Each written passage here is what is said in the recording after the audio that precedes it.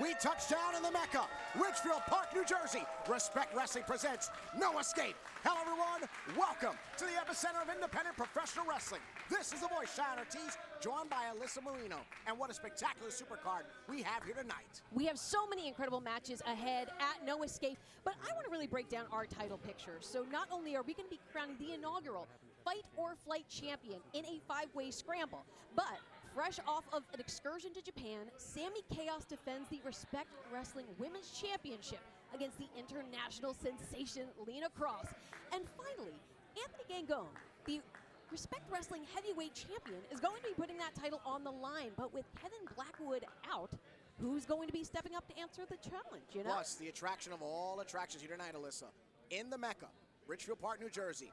Pop, pop, pop, for perhaps the last time. Ladies and gentlemen, tonight, the Hit Squad, the protectors of the Code of Honor, brace the squared circle one more time. We take you to the master of Ridgefield Park, Shane Fair. All right. Thank you, Alyssa Marino and Cheyenne Ortiz, and welcome to the Mecca of independent wrestling, and welcome to Respect No Escape. And believe me, you're not going to want to escape because we have one of the most meticulously crafted cards of the season. Thanks to that man Ray up there. But enough about him. Just got to give you one piece of news. Kevin Blackwood will not be here this evening, but down in the locker room, I did see Respect Champion Anthony Gangone, and he told me that that championship will be defended one way or the other. A fighting champion is Anthony Gangone, but right now, we are going to crown the first ever Respect Wrestling Fight or Flight champion. Right here to start the show, this is a scramble match, and presenting that new Fight or Flight championship, please welcome referee S.P. Anderson.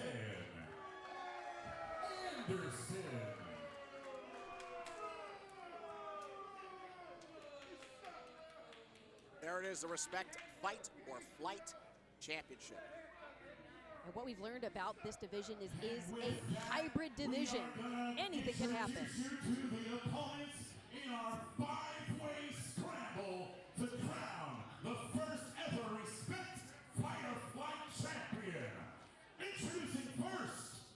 So Secret Art end caper, if you will, of Respect and the Craft Ray, is a independent wrestling historian. So he knows that there's promotions like Jersey All Pro, American Championship Entertainment, that pioneer divisions such as Fight or Flight through many different names and labels. And here we are now, touching down on the fact that we're going to establish a Fight or Flight Championship scramble matchup for said division. We love it too. We're seeing a lot of clash of different styles. We did see our Fight or Flight scramble at Respect, and now we have a debut. Weighing at 195 pounds, he is the torture artist, Prince Ahmed. To your point, Prince Ahmed, of course, making his debut here at Respect. But Prince Ahmed, albeit a mainstay of the tri-state independent wrestling scene, has not had a key victory yet. He has had show-stealing matches, including one against Darius Carter right here in this very building. But he doesn't have the keynote. Prince Ahmed is in a position, like many of the challengers here tonight, where he needs this victory maybe more than anyone else. No doubt about that. I mean, a matchup like this is a way to not only cement yourself with championship gold, but to cement yourself across a litany of different styles in this company, in this division tonight. It's, like we said, a very hybrid division. We've seen mostly scrambles so far, but this could be contested down the line in various different ways.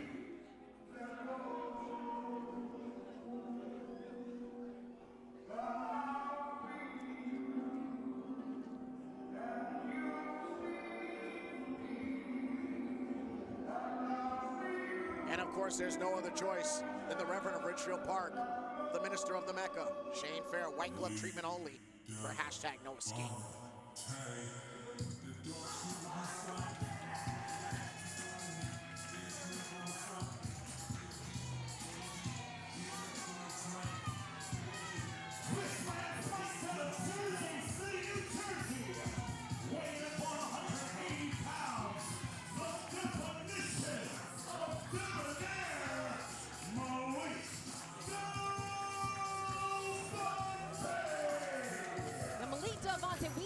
competing in that first ever flight or fight scramble back at Respect. And though he was unsuccessful, even Ray Sanchez online had talked about the fact that he was just so close. And I think something like that did not sit well with the definition of Debonair. Well, here's the thing. Malik is, in fact, a wise choice to wrestling enthusiasts. But to me, his attitude is way too lackadaisical going into this. He's way too energetic, and I think the excitement is channeled in the wrong way.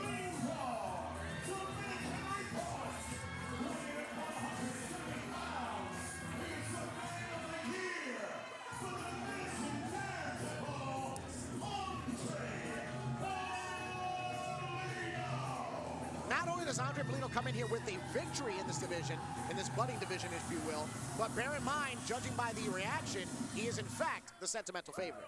No doubt about that. And another thing to consider is that it was Paulino that got that pinfall victory over Malik Del Vonte. That's right. Back at Respect. The odds-on favorite, one with incredible momentum going into this right here at Respect. Of course, we invite you to use the hashtag #NoEscape for those of you watching on YouTube. Shout out Ref SP Anderson, making sure that each competitor realizes the moment that we're having, this platform that's being cultivated for competitors specifically in this wheelhouse. He is strong whenever he wakes up. Weighing in at, he's not really sure. This is Juni Underwood.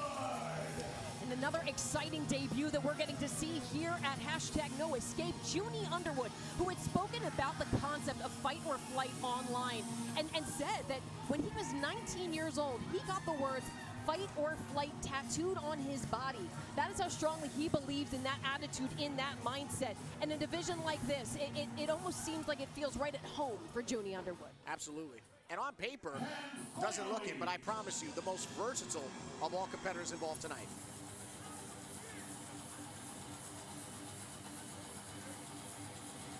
When you talk about versatility, I think about someone that can grapple with the best of them, but someone who's not afraid to go down into the depths of more hardcore action. He is made in the USA. Weighing at 200 pounds even. He is the former Big Japan Wrestling Deathmatch Champion. This is the King of Deathmatch, the Psycho Samurai. The international nemesis has arrived. And when you talk about that King of Deathmatch moniker, that is something that he earned for himself after spending a massive chunk of 2025 competing in Big Japan, and actually ended 2024 by being crowned the King of Deathmatch World GP Tournament winner. That's right. But account for the fact, too, that no stranger to technical prowess is Akira. He may not show it as often when he's in more deathmatch or hardcore situations, but it is definitely in his wheelhouse. But I think you touched on an extremely great point there. This is a gentleman that could do a hammerlock, throw a haymaker, or literally stab you with a light tube. Has all of those elements at his disposal. Everyone here acknowledging the gravity of this moment as we prepare to crown and make history here at Respect Wrestling. See the determination, the focus. And our opening contest is live here at Ridgefield Park. Everyone taking a moment to almost size each other up and going for broke. Prince Ahmed kicked upside the head. Andry's parry followed up different attacks from all parties involved, and Akira inserts himself into the situation. Looking to neutralize the torture artist relatively quickly. Here comes Paulino, dishing Akira out to ringside. Quickly sacked, and watch out for Malik. Put some brakes on that one. Great athleticism. Ooh!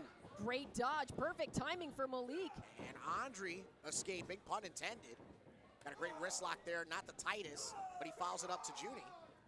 And all three of these competitors so gifted in terms of speed, agility. There's the rebound. Look at that. On display from Paulino. He's looking for another massive victory here at Respect. Hashtag #NoEscape. Andry doing probably what every competitor should do, having his head on a swivel, and you got to give it to him, neutralizing two opponents at once in this. Definitely, you want to break down this playing field and try and get it into as close to a one-on-one contest as you can. Missing the action there, Malik able to land on his feet from the standing position. There is the head scissors. Turnabout, fair play. Malik trying to say anything you could do, I could do better to Paulino, the man that pinned him in the first flight of freight scramble. Check out who's respawned in the ring. There's Juni with the duck under. Wait, oh. Oldest trick in the book. Is he going to fall? Oh, he booped him. A bait and switch by Juni. He's proficient in that. Juni Underwood, someone who's known to be a bit of a trickster, cracking off that scorpion kick. It takes people off of their guard with this almost like jovial mindset. Not only a trickster, bear in mind the fact that he's been involved in tag team action and singles action throughout the better part of the last 2 years. So he knows what it's like to deal with multiple opponents at once. And fire in the hole. The grappling gremlin that is Juni Underwood, but Here comes a new challenger, and it is the deathmatch man himself. But Akira eats the chop. The Psycho Samurai looking nonplussed. The godly Gaijin realizing that this is now his opportunity to strike, and he does just that. Deafening thud across the chest of Juni Underwood, who's put on some mass in the upper body, but still felt all of that. And Akira not impressed, if nothing else. Meanwhile, Prince Ahmed and Andry are on the outside here. Sealed with a kiss and stings just as hard. Now, if I were to tangle up into a striking battle with Akira, I mean, I don't know if it's the smartest thing, but Juni Underwood going for broke here. Yeah, definitely impressed by the fact that he took said initiative, but not the smartest to do. Bowled over. Dropping the double knees on the chest, driving the air out of the lungs. And cover. And a 2 count here. And you could see in the background, Prince Ahmed was ready to break this up if need be. It is one fall to a finish, and our combatants don't even have to be involved in the action for us to find a new and first ever champion. And Akira now using those educated feet, following up with the chop. Got that snapmare position, the cravat at least. And up the loaf, not getting sliced, but a cartwheel kick by Prince Ahmed. And Ahmed now, oh, wait a second, looking for some prettier. No, wait, into a leg sweep here. Yeah, Prince Ahmed, ever innovative everywhere he goes. He's not just a torture artist, he is an attack specialist. Incredibly gifted, technically sound, and looking to become, oh, wait a second. Devastatingly nasty, but Andry will not back down. Paulino driving that knee into the skull of Ahmed. Ooh. Look at the cartwheel on that curtain call suplex. And Ahmed taking a moment of respite before dragging Paulino to the center, floats over into the cover. But I want to give some praise to Ahmed immediately because of the fact that he's usually the torture artist. We see him slow, methodical, working body parts, putting torque and hyperextension. He's all explosivity in this multi-man situation. Great strategy because I guess his opponents were not expecting it. Definitely not, and especially when we know that matches like this division is all about innovation. It's all about the different styles that can cross paths here at Respect, and we're seeing it firsthand. Look at this. Look at Prince Ahmed recycling Juni's own physical matter to cause exactly that, destruction. Oh, good heavens, into a bit of a pretzel scenario. Oh no, Alyssa, we wish we could come up with a name for this, but this is exactly what he says he is. Torture specialty. Well, hyperextending some muscles. Ligaments must have been screaming in pain as the open rib cage of Juni Underwood now wrapping around the base of a leg. And over. Almost a scorpion hold, perhaps. You could see Juni was trying to scramble, trying to find some respite. Not too dissimilar to that scorpion submission hold. And Prince Ahmed dominating the canvas. You think about the sensitivity of that rib cage and just an open palm straight across it. Prince Ahmed alone in the ring, but not for long. Drop kick from the top. Springs back to his feet, does the Psycho Samurai. And the godly Gaijin revving up the engines. From the handspring elbow. Follow through with that kick upside the dome. Again, that elevation of the knee strike. Oof. Right to the knee, driven the skull. Ref SB Anderson in great position, but Malik had something to say about it. Malik, who had found that first opportunity in fight action, be stripped away from him, but in comes Paulino with that diving punch. And it is fight or flight being showcased by all competitors involved, but it is all fight by Paulino in this. Excellent follow through. Loses no momentum. Keeps the feet on the gas. Spinning through into that cover. Shoulders are down, and Juni breaks it up. And cuts Juni up before he gains any form of momentum here. Sacks him right to the outside, right to the dive spot. But Malik reinserts himself into the equation. Taking out that frustration, everything that was wearing on him from the Respect event. Roll through. And the shoulders are down. Oh, so close. For my money, that was a 3. You can only imagine the chips that were bet on Malik right there. But Malik didn't come this far just to come this far, but here comes Juni Underwood. That one right to the chin of Vonte. From the shoot-off, pop up. Planted. New champion history's about to be made. And from the spring up, cut down is Malik. Wastes no time in that cover, but still not enough. Incredible resilience on display from Watch Malik. Ahmed in the bottom of your screen there, timing his moment. Incredible with that headbutt from Prince Ahmed. Yeah, that Egyptian eclipse. Did you see that? Right across the shoulder blades? Debilitating Underwood. With the fight or flight championship on the line, everyone is giving it everything they've got. Spiking Malik to the canvas. And now, as Malik is out, Juni Underwood's shoulders are down. You can see the frustration, but also the focus. Now it looks like Prince Ahmed was trying to pry the nose off of Juni Underwood's face. All 5 competitors really, and I mean really, leaving their emotional matter onto the canvas, but Ahmed perhaps running it a different game tonight. Now in this high-risk situation, in comes Akira, who had that devastating match against the Brooklyn Outlaw Donovan back at Respect. Oh, wait a second. Tower being built, Alyssa. Oh, hold on, that is a long way down. Up. Tribute to the Pele. No way, no way. Utilizing Underwood as a catapult. And now, back where he left off, Akira now. Great Frankensteiner from the top. Underwood not down just yet, but he's about to be. Oh, that double knees right to the small of the back. Oh, but Ahmed coming in all fired up. Yeah, eradicating Akira now. Can he stay on him? Can he stay on Underwood? Oh, no, gripping at that. The arms twisted and mangled of Juni Underwood. The artistry of anarchy being applied here. We got a submission. Yes, we do. And what we have is a new champion, a first champion here at the Mecca. Take it, Shane.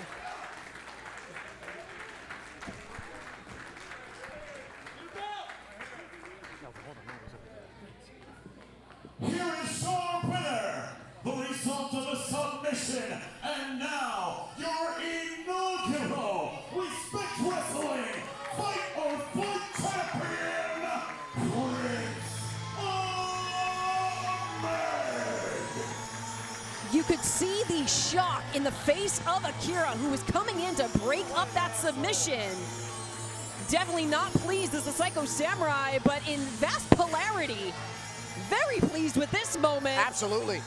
Prince Ahmed with the submission to Juni Underwood. But you mentioned in this reality, a hush comes over the crowd here at Respect. The realization that Prince Ahmed made history. Prince Ahmed, the torture specialist, literally put torture on every competitor he could to get what he felt he deserved. A victory like no other. The inaugural Fight or Flight champion.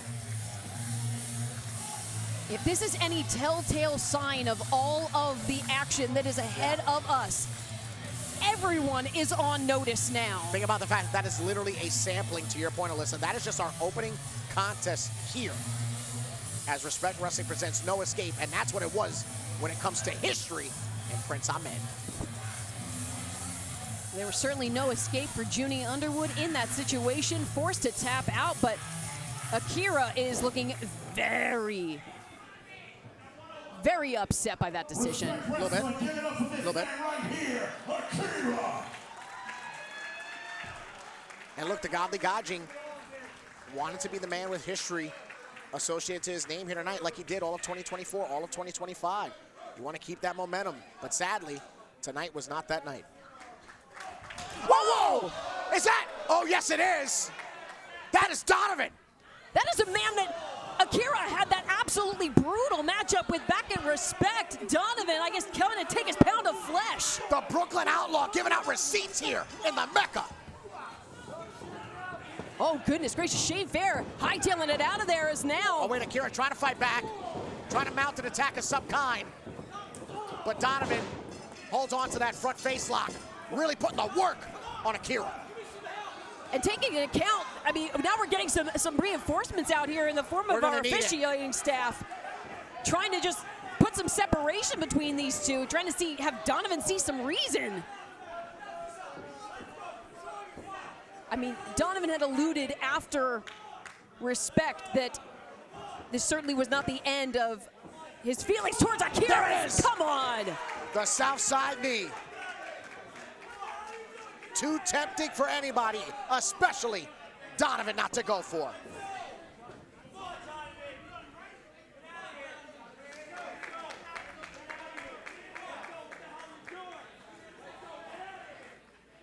Well, after feeling absolutely crestfallen at the result of that Fight or Flight Championship matchup, Akira now being laid out. I mean, I don't mean any disrespect to anybody, but think about it this way, Alyssa. The position of which Akira has been in the last 2 years in his independent professional wrestling career, Donovan was in at one point.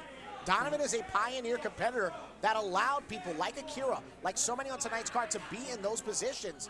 Perhaps that is the ethos of this attack.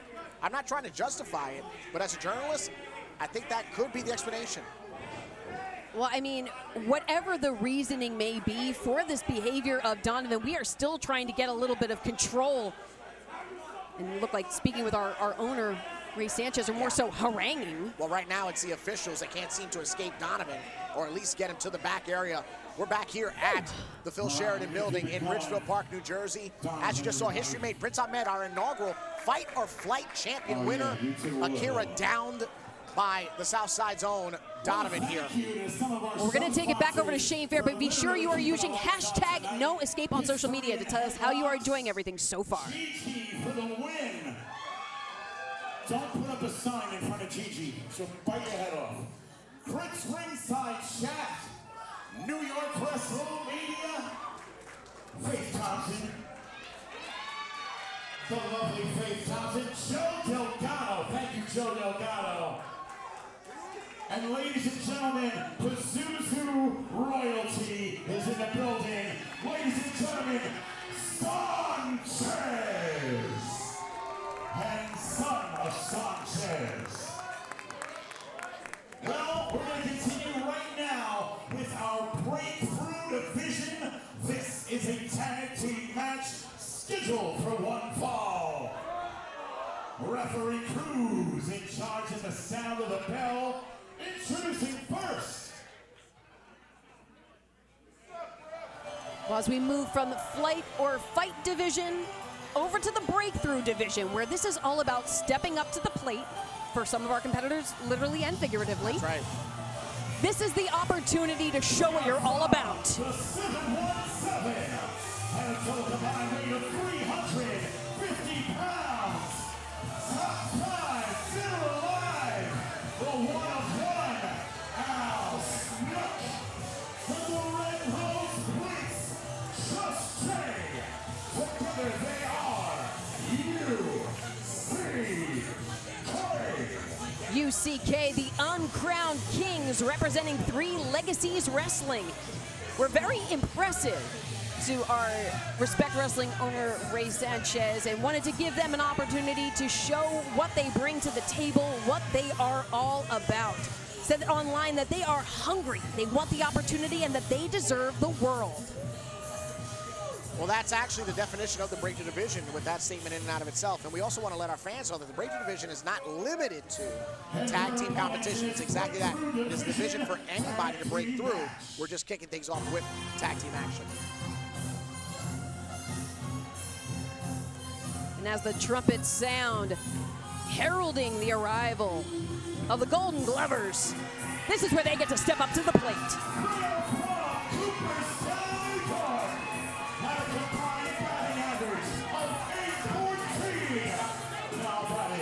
The setup man, number 0, Cesar, Bambino. Now batting, the designated hitter, number 26, Landon Hernandez. Together they are the Golden Glovers. It's going to take more than a few RBIs to get that victory here tonight in the Mecca. They call themselves the Triple Crown Kings, and that they plan to take the respect that they feel they deserve tonight. Bambino and Hernandez even shared clips online of a bit of their training, a bit of their in-ring prowess as a sampler of what the Uncrowned Kings can expect. Glovers representing the Fallout Shelter, so we're getting on a moose boosh, if you will, of various wrestling promotions right here at the platform that is respect. And there is no escape. The platform is being cultivated right here for the Breakthrough Division in Richwood Park. And as you said, while Breakthrough Division can feature any number of opponents, here we do have tag team action, and this is going to be a testament of cohesion. Which tag teams can be on the same page, which tag teams can persevere here tonight at No Escape. As already it seems like the fans might be getting inside the mind of Just Jay. Well, there's clearly a bias here amongst the fans at Richfield Park, which doesn't bother me any, but if I'm being honest, I'm a little let down at the fact that neither team has made a physical movement just yet. I was really expecting some action, high octane to kick it off. We got a collar and elbow here. Definitely a feeling out process between these two teams. And there's a headlock. Great execution of the upper body weight there by Jay. Bambino firing off some shots to the midsection, only be taken down with a little shoulder block. Cesar, the larger of the two, down rather quickly there. And there's one of those viral dances there, Liz. I've seen you do that. Just Jay does it much better than I do, but now off of the ropes. Look at that, look at the leap there. Great flexibility by Hernandez. Shoot off, block on the arm drag. And Bambino sent toppling over into the corner. Just Jay, a bit. For two teams that are kind of cultivating and starting a division here, there seems to be a very apparent bias between the two of them. It certainly does. It could be geographical. It could be a range of different factors at play here. And sidestep. Oh, but it's Hernandez now with the arm drag. Beautifully done, by the way. Excellent reversal of momentum.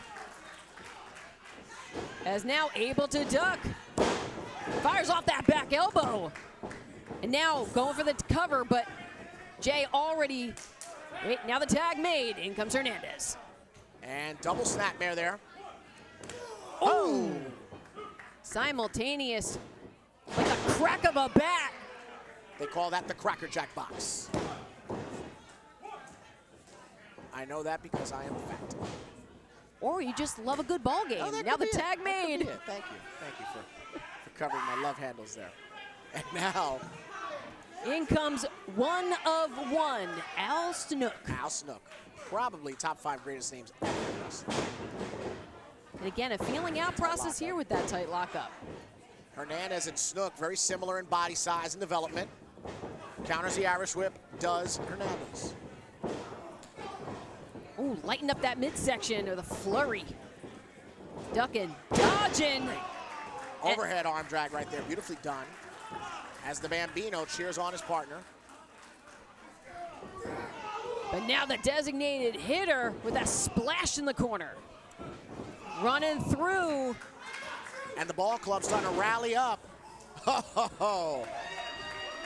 But the Glovers take solstice in that brief pause, knowing that they've got the number, perhaps, of the Uncrowned Kings. Now, while Al Snook has hightailed it around ringside, is it the wisest thing for the designated hitter to have taken the foot off the gas, to have let there be a distance created? Because then things like this can happen. Right. Snook, ever quick on the opportunity that is to attack, and that's what they need to do. The match, for the most part, has been all Golden Glovers. now mocking the Sport of Kings. Well, I mean, the Uncrowned Kings are the ones to do it. Now driving. Cruz being diligent in his instruction. Just driving that shoulder, taking the air out of the lungs of Hernandez. Now, sent overhead, spiraling to the mat. And now the cover from Lateral Snook. press, yes. Oh. And so jarring, Hernandez not even knowing which way to look.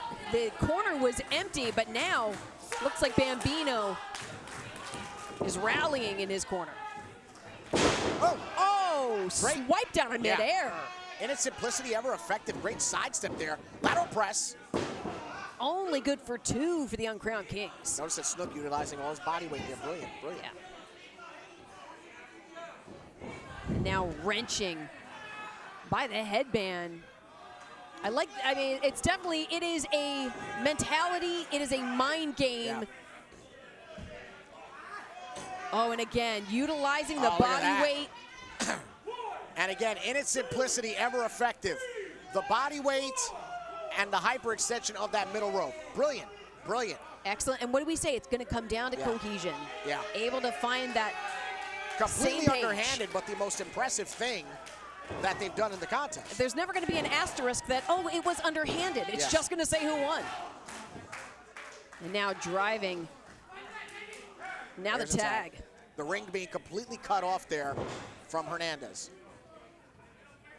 Bambino just watching on. Textbook tag team wrestling, creating that separation, and Hernandez is finding himself in a bad way here. Has just taken the boots right to the designated hitter.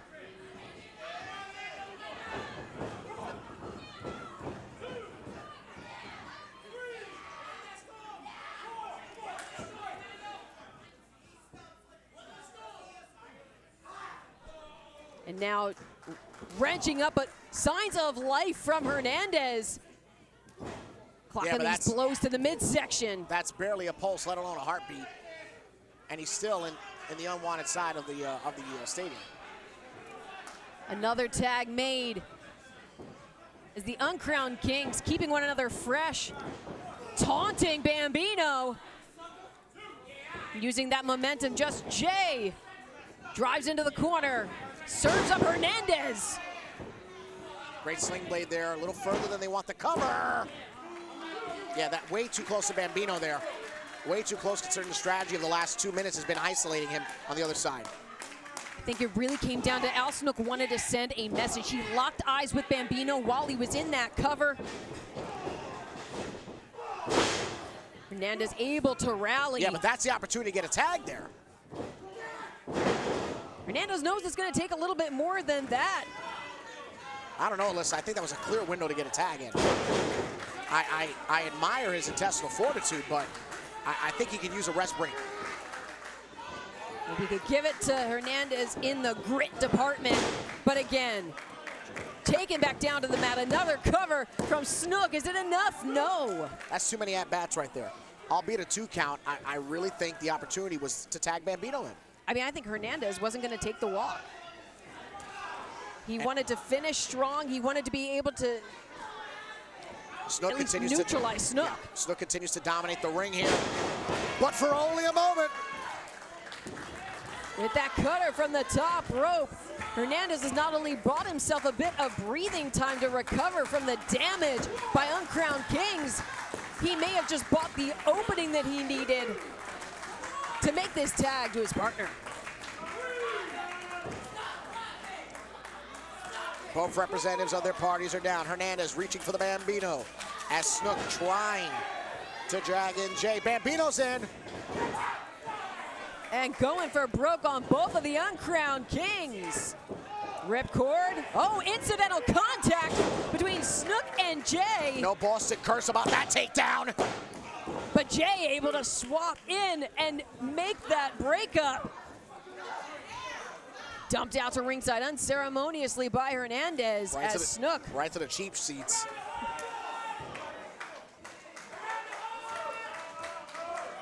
And now running the bases. Can he slide into home? That man is safe. Going for a double, Alyssa. Like a torpedo. Right into that cover, wastes no time for the win. No, out of left field. Great camera work here by our production company, GoPro Wrestling, giving you the closest seat possible here for respect. Hashtag no escape on YouTube. Yeah, no nosebleed sections here. You are up close to the action as it unfolds in our breakout division. From the hammerlock, great takedown there. Great continuity being shown. Watch out for the Bambino, it's going flying. From the heavens, Hernandez, like a pop-up fly. What a breakthrough tag match.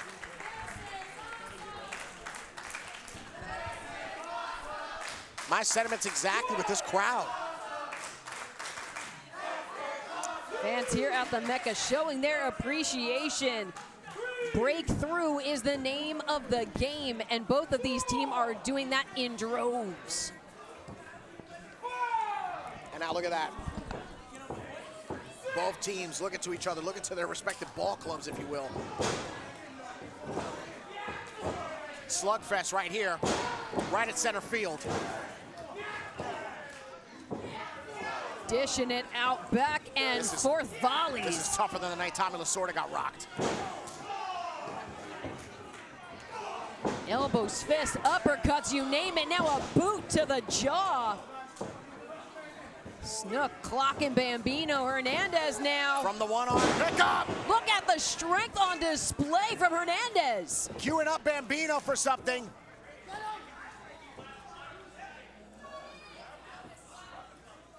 Oh, we're about to get a real double play right here. Oh, could it be that golden sombrero?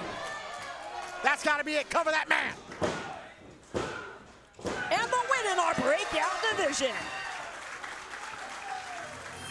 Here are your winners, the team of Cesar, Bambino, and Landon Hernandez, the Golden Lovers.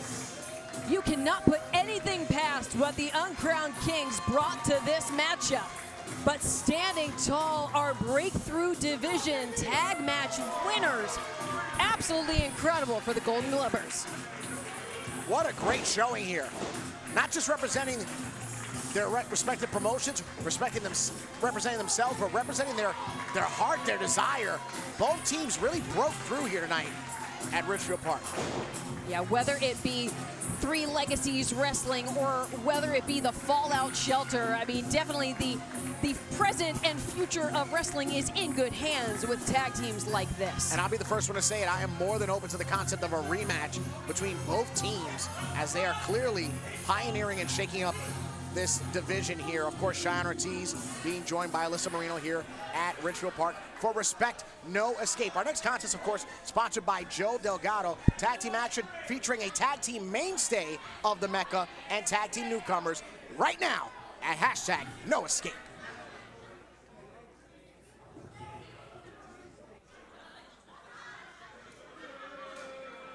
As we take it back over to Shane Fair.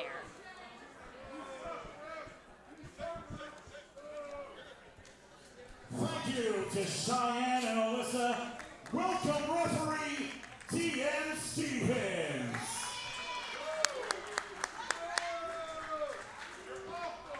And with that said, we want to thank our match sponsor for sponsoring this next match, Joe Delgado. Where are you? Thank you, Joe. Thank you very much for your sponsoring of this next match. It is a tag team grudge match, and it is scheduled for one fall. Introducing the first team.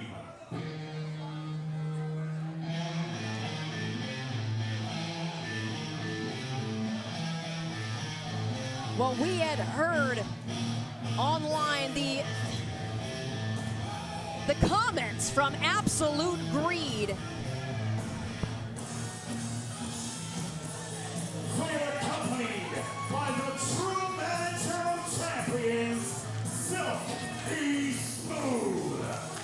On a combined weight of 29 gold bars,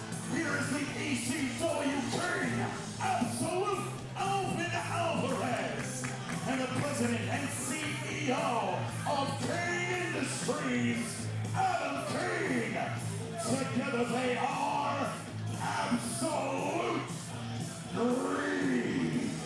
Smooth had even said online that Project Mayhem got quote-unquote lucky when they won in 4-corner tag team match at Respect over the summer. I mean, Cain and Alvarez were undoubtedly very close to victory before Eden and Smiley broke up the pinfall and got the win. But online they talked about how Project Mayhem were only able to pick up the win because of all the moving parts. We know that there was a bit of interference in that matchup back at Respect, but that things would be very different tonight as they go 2-on-2. Absolute Greed feels as if they are above the Mecca. These are competitors that have performed and they feel like bigger and better venues than Ridgefield Park, New Jersey. Of course, upon their debut at Respect, they felt as if they didn't have to take on any other teams. They should just be awarded novelties. But tonight, it got a little personal for the Extreme and the Financial and Absolute Greed. And alongside Silky Smooth, we also have to think about this factor. This is a new direction for Absolute Greed. You know, what could this mean going forward?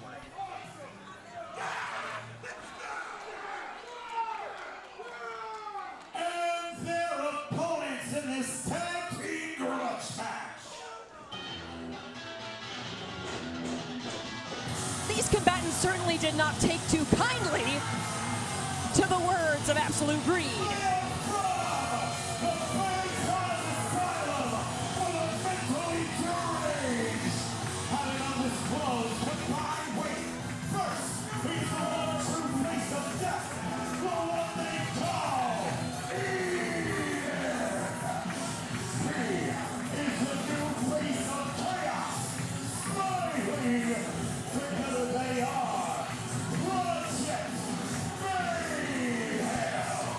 Eden, of course, the Sugar Skull Psycho.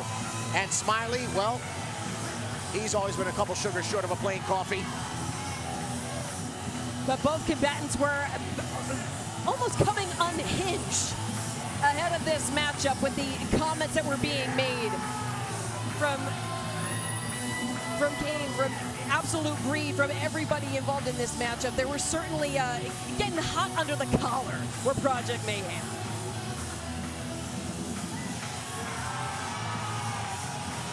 And with already a win under their belts here at Respect Wrestling, you gotta wonder, we're always bringing out new divisions and new developments at Respect Wrestling. You have to imagine that a tag team division and tag team titles could be in the future. And it's certainly going to be racking up a good record if Project Mayhem can collect another win tonight. Well, to your point, all 4 competitors versed in tag team action, all have been tag team champions with the partner at their side or other entities, and they've also been blessed in singles competition. So these are great trendsetters for said division if and when championships become into conversation.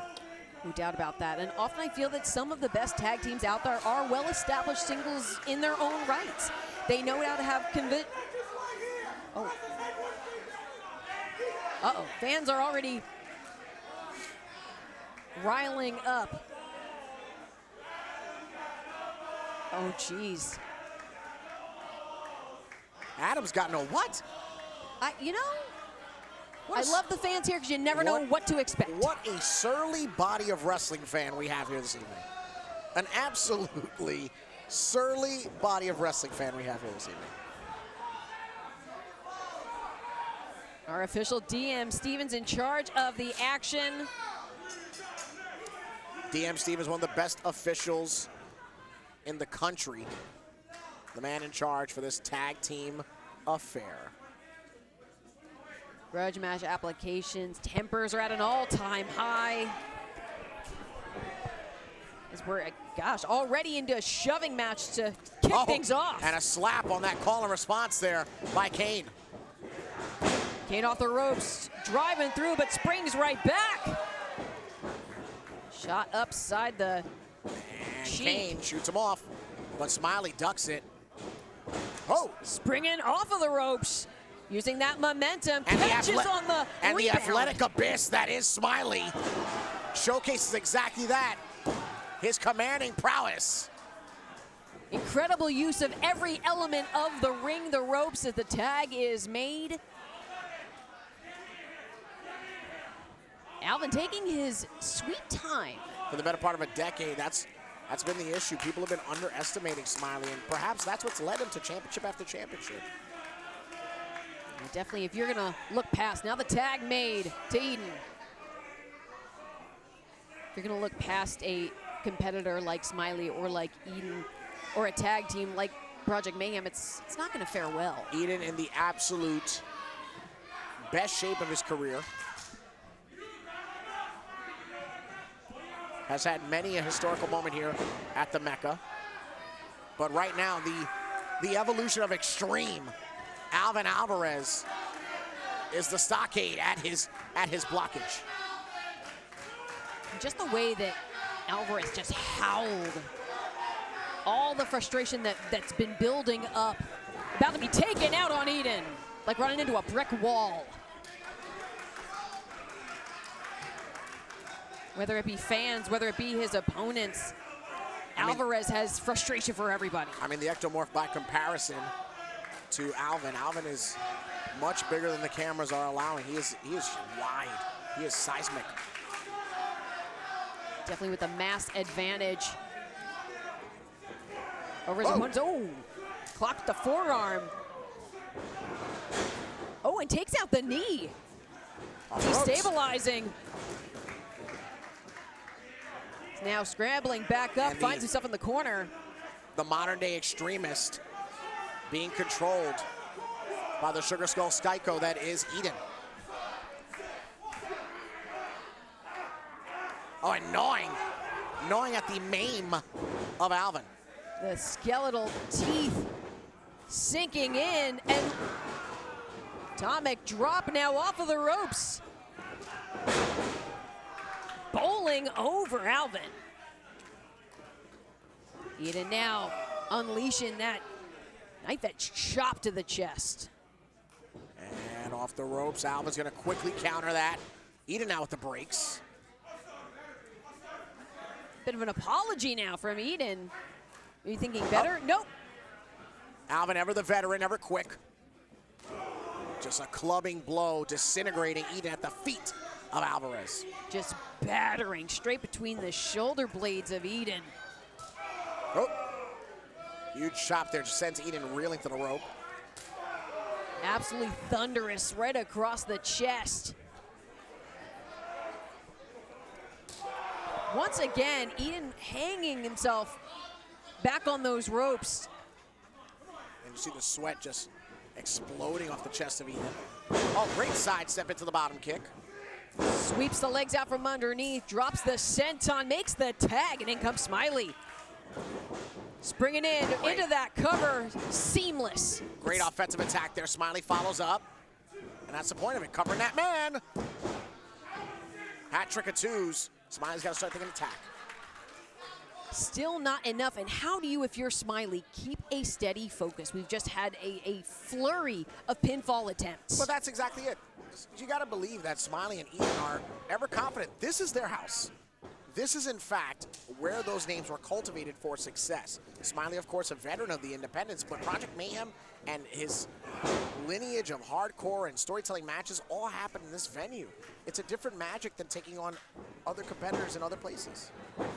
It's now Smiley off the ropes, once again building up steam and quite enough momentum to wipe out Cain. But wisely, Absolute Greed retreating to ringside to regroup, maybe do a strategizing session with Silky Smooth. As Silky Smooth clinging to his proteges like cheap fabric. I know that was a dig at the polyester suit. Well, a little bit. I mean, what color blue is that anyway? Well, was this wise of Project Mayhem to allow this regroup at ringside, to allow the opportunity to come up with a new game plan or shift focus? And that's exactly what they're doing on the outside now. This is oh, come on now. Wait a minute. Silky Smooth just went from a boardroom meeting to now getting involved up on the apron. Oh, now come on. Cain wrenching Eden face first. An unexpected numbers game. I mean, let's be honest. Silky Smooth does not scream physically imposing. but this sure does. As Alvin now right into that cover. Oh, barely, but able to squeak that shoulder up is Smiley. Yeah, tenacious lateral press, but no victory for Alvarez as he wrenches now at the chin, just digging into the glands before that clubbing blow and a series of. Oh, right to the back of the skull. Now that, oh, a cover once more, but bridges out that quick shift of the hips. Now the tag made. Adam now the legal man, the leader of Cain Industries, as these two entities, financial and physical, start going to work on Smiley. Battering down the hatches and trying to stomp a hole through Smiley.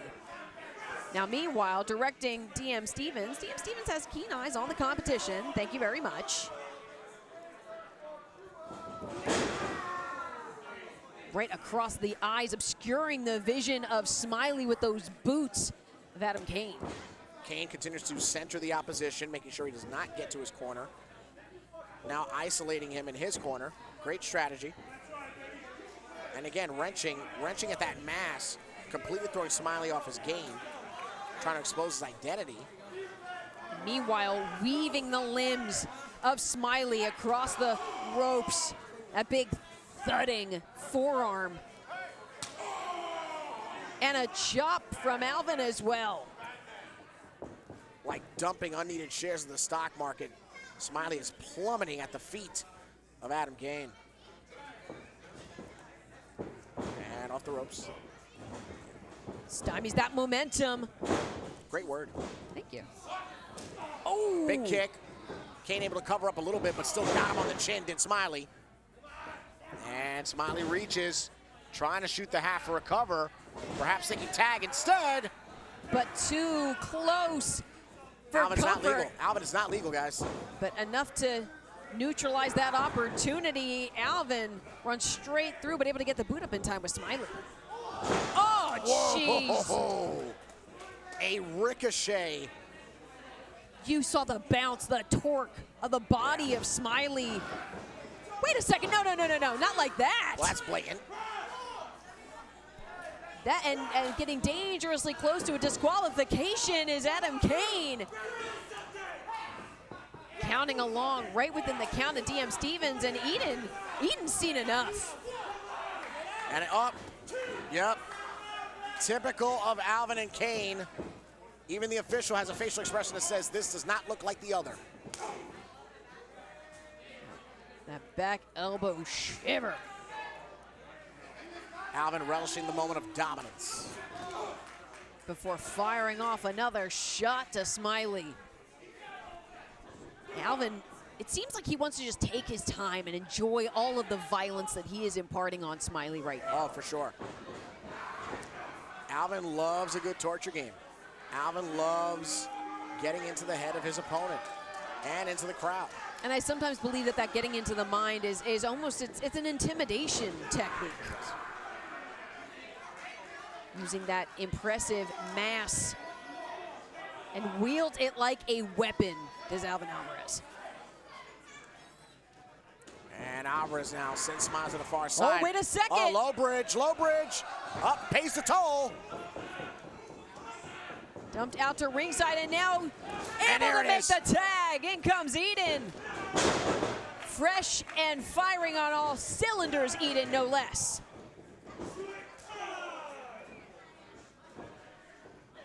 And Eden now, manipulating both of his attackers. Whoa! Double overhands. And now, cat a corner, closing the gap. And, oh gosh. Up. There's gonna be a conversation there with Silky Smooth about that. 1, 2. Oh, dangerously close. Almost an assimilation of absolute greed that took place in the center of the ring. And now Eden. Whoa. Oh, could be a good show of power. Deadlift. You saw the eyes of Alvin get super wide at being taken off of his feet by Eden. Back off the ropes. And that is a stock Mark it. Crash. No. Not if Smiley has anything to say about it. Coming to the aid of his tag team partner. Look like absolute greed. We're about to make Smiley pay for that. As now, well, meeting of the minds. Smiley now thinking springboard again. And exactly that. Double stunner, but Cain still in a vertical base. He teeters. Well, he's about to totter. And he crumbles. Well, Project Mayhem now in a position of dominance, having Alvin at their disposal. And now Eden back in play. Showing that tag team cohesion, those years of familiarity. And there's that continuity, second to none, like you touched on, Alyssa. Driving Alvin into the mat, but knowing that they need to put the line on this exclamation point. They can't just put a period on the sentence. Wait a second. And there's Silky Smooth. What in the world? Up. Oh. That's that head cover, that headdress. Now the Cain. Oh, come on now. No, I mean, absolute this was about greed. competition. With the cover, Alvarez picks up the win for absolute greed. Here are your winners. The team of Absolute Alvin Alvarez and Adam Cain. Absolute greed. I get that it was a grudge match. I get that it was about getting the lick back. But the execution of such, I don't stand for. I mean, certainly not. We know that there was a lot of tension. There was a lot of frustration on behalf of both teams. But at the end of the day, the record book will show that it was a win for absolute greed. It's not going to, as we can watch it back, they're not going to talk about the interference of Silky Smooth. They're not going to talk about using that headdress and the cane as weapons against members of Project Mayhem. This was a well drawn out play, executed to perfection by absolute greed. All started at the helm of Silky Smooth here at #NoEscape. We are so glad that you're joining us here for this YouTube live stream as Respect brings to you No Escape. We have a very exciting matchup coming up next for the first time ever and sponsored by History and Headlocks.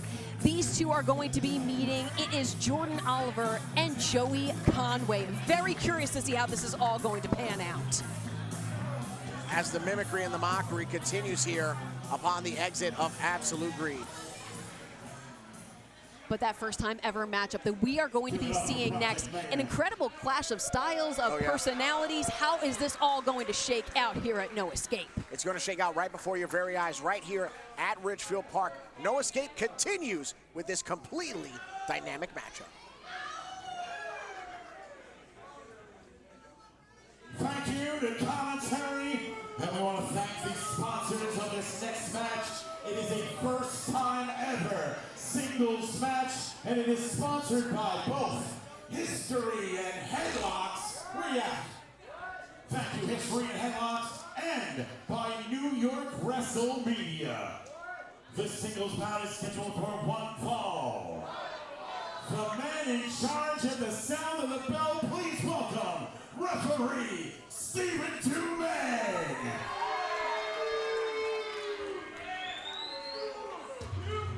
Introducing first.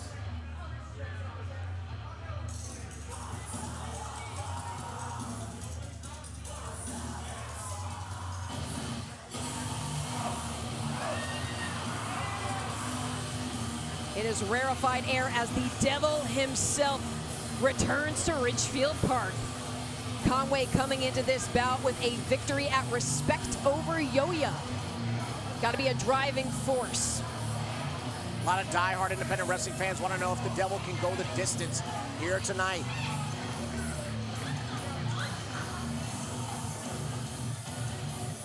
There is confidence. There is a lack of respect. And there is villainy oozing out of Joe Conway. Conway has a very vindictive nature and definitely known to play with the minds of anyone that he crosses the ring with. Likes to play with the psyche of his opponents. He's vile, Alyssa. There's no other way around it. Joey Conway is vile. Maybe vile, but also, as we saw at Respect, effective. And his opponents. But I'm curious to see how the mind games of the devil himself, of the cause of it all, how are those going to contend against a young man who considers himself to be one of the smartest wrestlers in the world?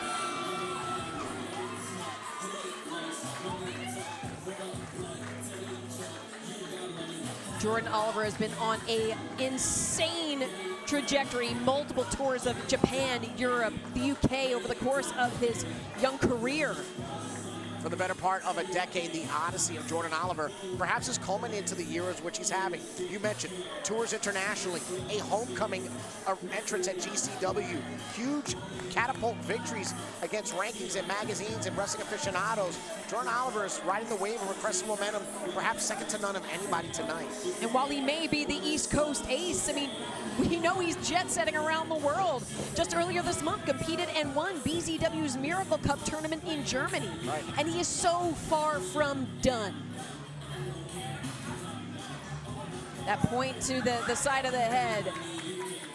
Has brains, knows how to use them. Let's take it over to Shane Fair. Gentlemen, I'd like to welcome you. Hold on. What? Whoa, is that Ray? Yeah, this is Ray. So, how about we promised a heavyweight title match tonight. Oh. I know Joey doesn't mind another championship. I know the East Coast Ace doesn't mind another championship. How about we make this a triple threat for the Respect Heavyweight Championship? Charlie, play his music. That means one thing.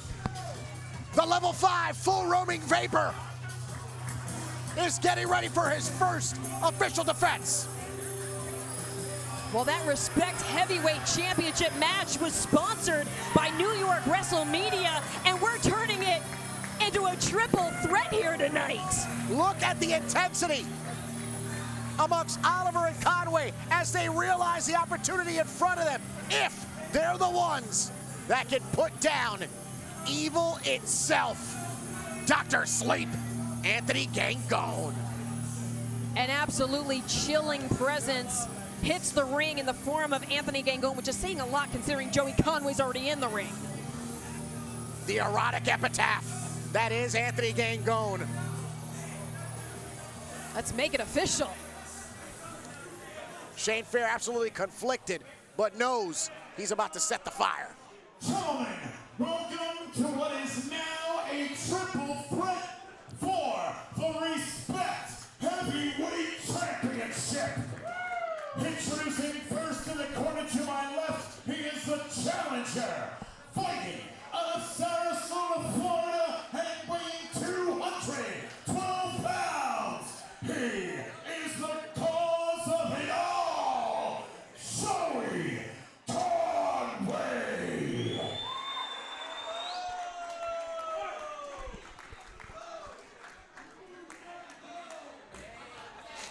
Introducing second in the corner to my right, the second challenger.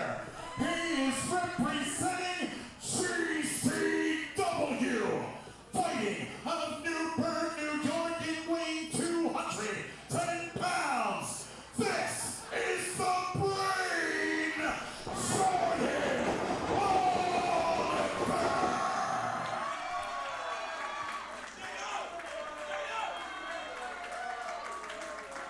And finally, he is in the corner to my left, and he is from downstairs. He is your inaugural Respect Wrestling Heavyweight Champion. This is DRxSLEEP, Anthony Gangone.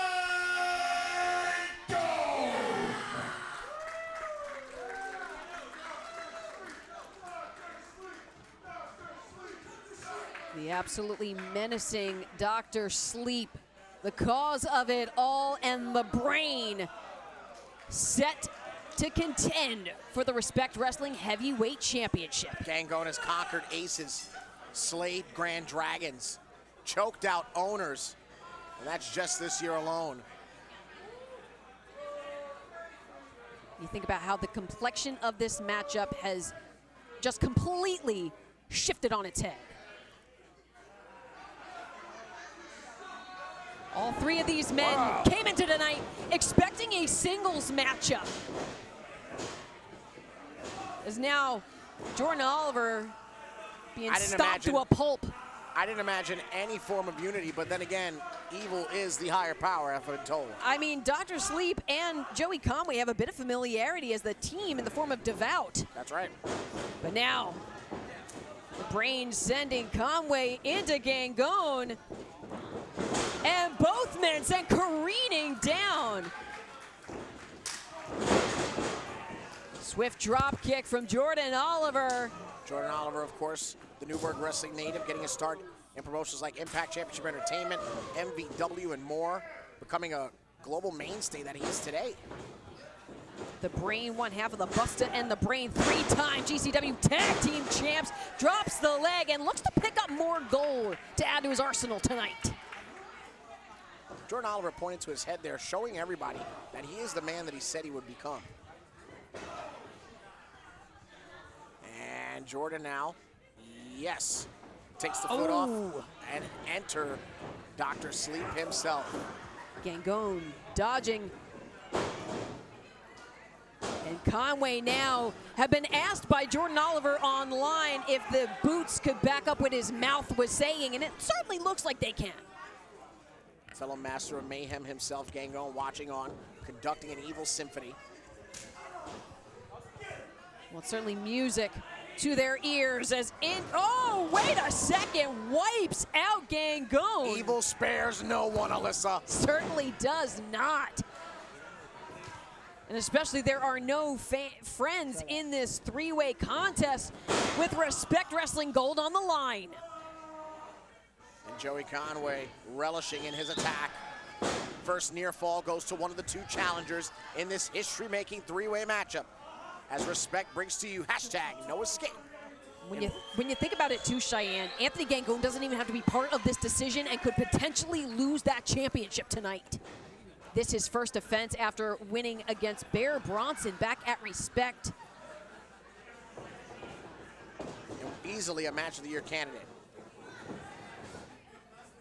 Your waistlock escaped by Jordan Oliver. Yeah, but putting the brakes on, grabbing that top rope for the drop toe hold there. But instead winds up back and forth, uses that momentum again, the brain power. Great rebound there.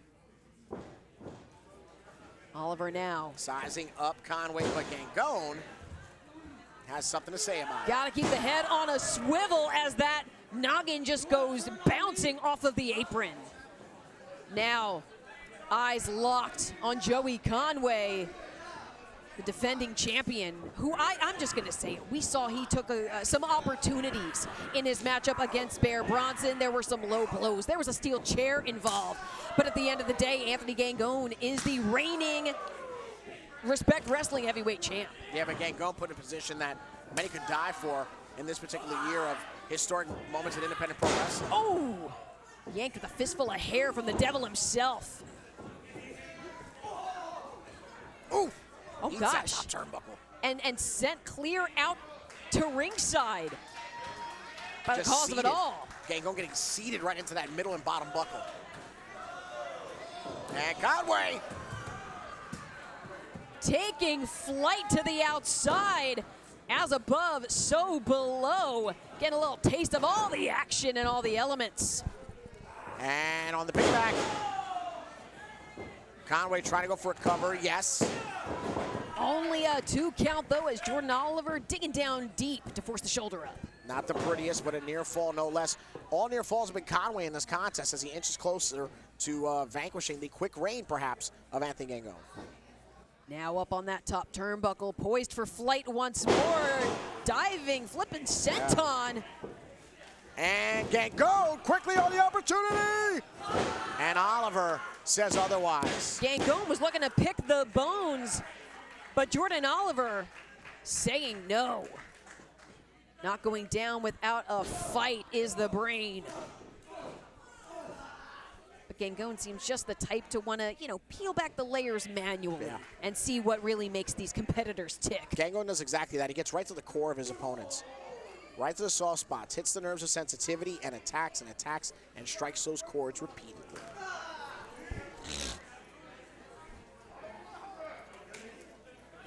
Now driving those shoulders right to the shoulder blade. Superplex, perhaps. Jordan Oliver, though, coming right from behind. Up. Gangone trying to fight out. Into that electric chair position. Joey Conway, wait a second. Escapes out the back, and Oliver. Yeah. Brilliant strategy by Gangone, using both opponents to control each other. And now wrenching this hold. Jordan Oliver. DRxSLEEP. Oh, wait a minute. 1, 2. Too close for comfort for DRxSLEEP. And Gangone reciprocates the chop, but Oliver serves up a kick. Whipped across with that.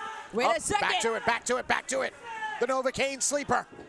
And nowhere for Oliver to go as DRxSLEEP neutralizing. Face first goes the brain into From that the cover. Gangone goes back to the chamber now after that near fall. And still that spring of Jordan Oliver, not showing signs of weakness, but wait a second, rolled up by Conway, has the with tights. the tights. And Conway follows up with the knee.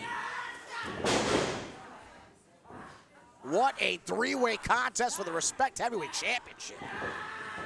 Every single combatant bringing all that and then some, with the precious prize of Respect Wrestling Gold on the line. Look at the kicks of Jordan Oliver. Look at the torque on the DDT. Off of the body of Conway. And Conway gives Oliver a taste of the Western Lariat.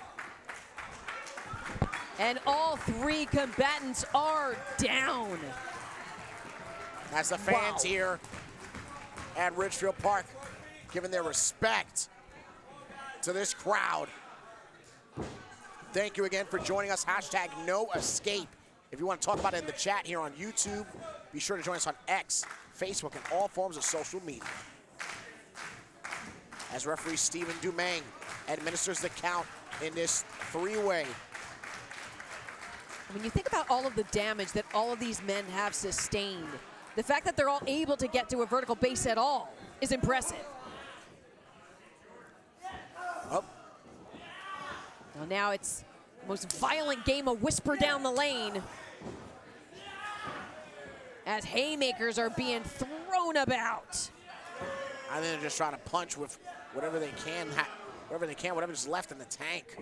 Might be running on fumes at this point, but the motivation of the gold that hangs in the balance can make a world of difference.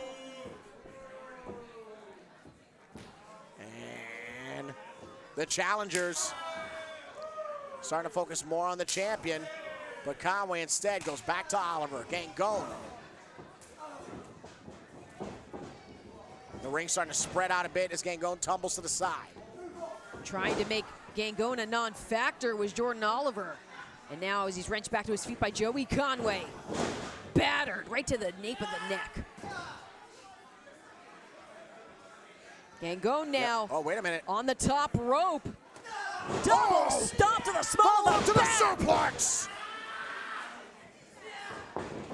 Oh, cut off at the pass by Jordan Oliver.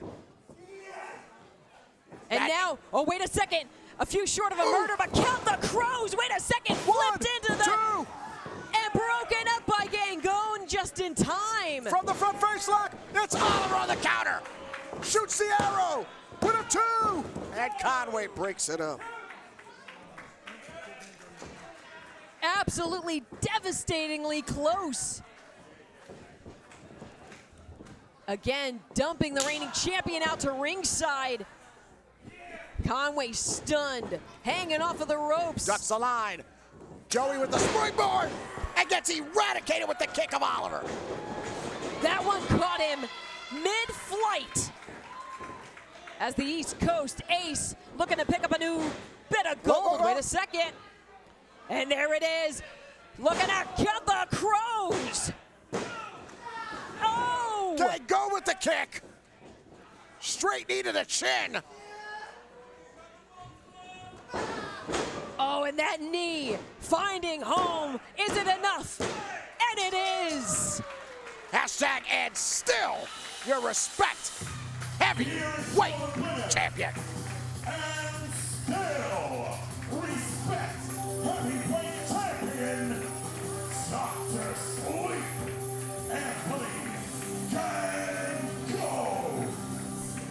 The evolution of evil has his hand raised at Ridgefield Park, for it was no escape for Conway and Oliver. The historic reign of Dr. Sleep, Anthony Gangone, continues. Whoa. Taking a bit of umbrage with the behavior of Anthony Gangone that led to the win. As we watch it back now, able to neutralize Jordan Oliver, and that knee, heavy collision with Conway, enough to pick up the win and the retention in his first defense. But wait a second, Jordan Oliver asking for the microphone. East Coast Ace has something on his mind. And we are live. Should've been me and you one-on-one, Gangone.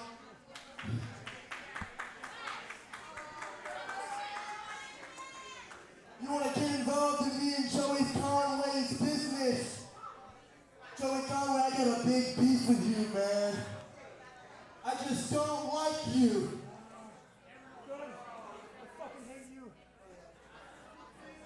How about this?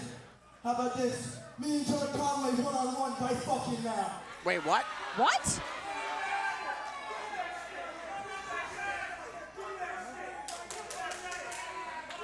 Oh, no, Jordan hold on. Well, that's an official. No, this isn't going to happen. Yeah, Jordan These two Oliver just- all right. demanding an official. These two just had an impromptu three-way for the respect title, but is this cleared?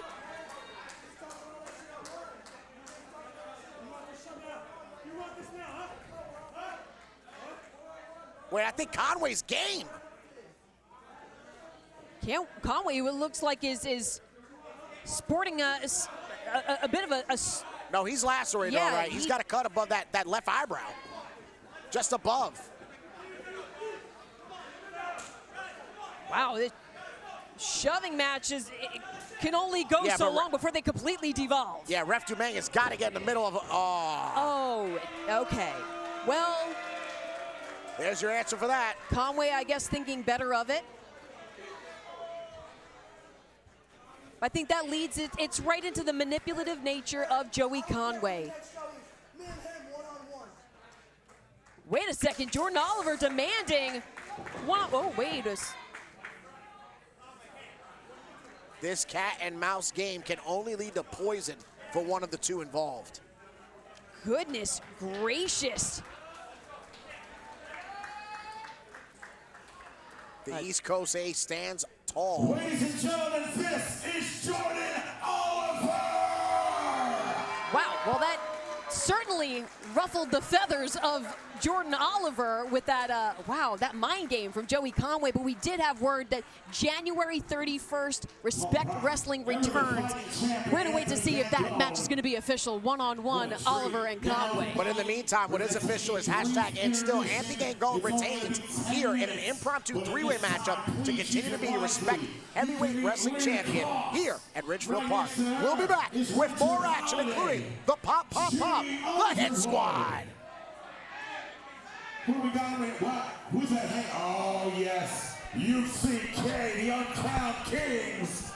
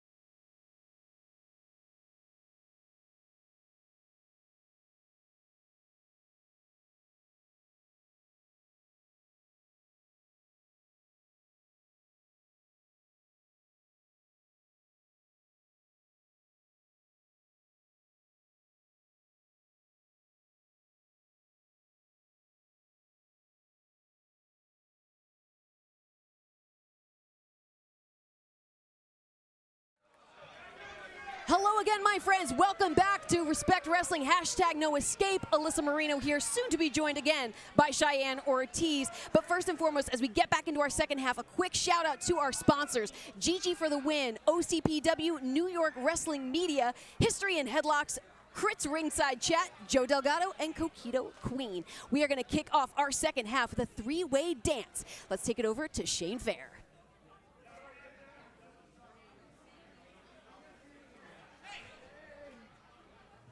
Thank you to commentary, Alyssa Marino and Cheyenne Ortiz. Those watching live on YouTube, welcome back. Thank you for choosing us. A lot of options on YouTube.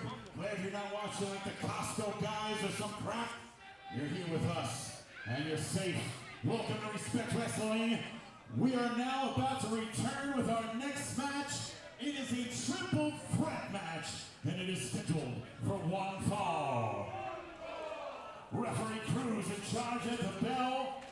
Introducing first in our triple threat showcase. Welcome back, one and all, as we officially bring things back at hashtag no escape. Thank you for tuning in, like Shane Fair said, on YouTube, and for supporting independent professional wrestling. And this matchup initially was scheduled to be a one-on-one featuring this man and Jared Diaz. Of San Francisco, California, weighing at 225 pounds, top guy, Griffin McCoy.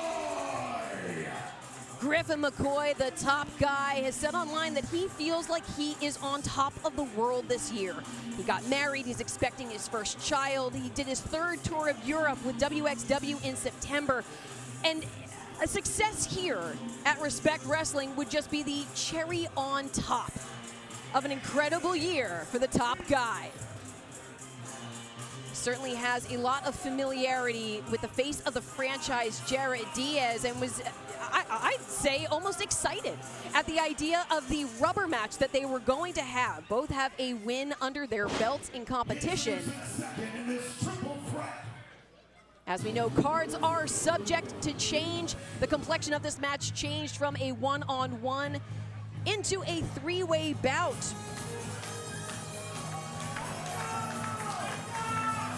He is accompanied by Mad Awesome, fighting out of the Bronx, New York, and weighing 205 pounds, the face of the franchise, Jared Diaz. At Respect, Jared Diaz competed alongside Matt Awesome, who flanked him to ringside today. They ran that four-corner tag team match, and though unsuccessful, Jared Diaz told me ahead of this match that he feels even more in his wheelhouse as a singles competitor. Welcome back to the broadcast. Cheyenne Ortiz, what are your thoughts on the matter? I've been watching Jared Diaz since basically his debut year in roughly 2019, struck by the pandemic like many of us. And Jared Diaz, albeit evolving in his style and his look, honestly is still within himself. I don't think he's transcended out of his own nuances to get key victories in key moments. No doubt about that, but certainly someone that's going to put the pressure on is Jorge Santi. Weighing at 230 pounds, the inner city king, Jorge Santi. Maybe making his Respect Wrestling debut, but he's called the King because, as he said online, he's that damn good. A coach at Battle Club, a staple of the New York scene. Jorge Santi, now part of this bout here at Respect Wrestling. He said he knows he'll be sharing the ring with two heavy hitters, but he's been doing this a very, very long time. Jorge Santi is, in fact, the deciding factor of this three-way. What he does and does not do is going to determine the outcome of the other two competitors. And as the bell sounds, whoa.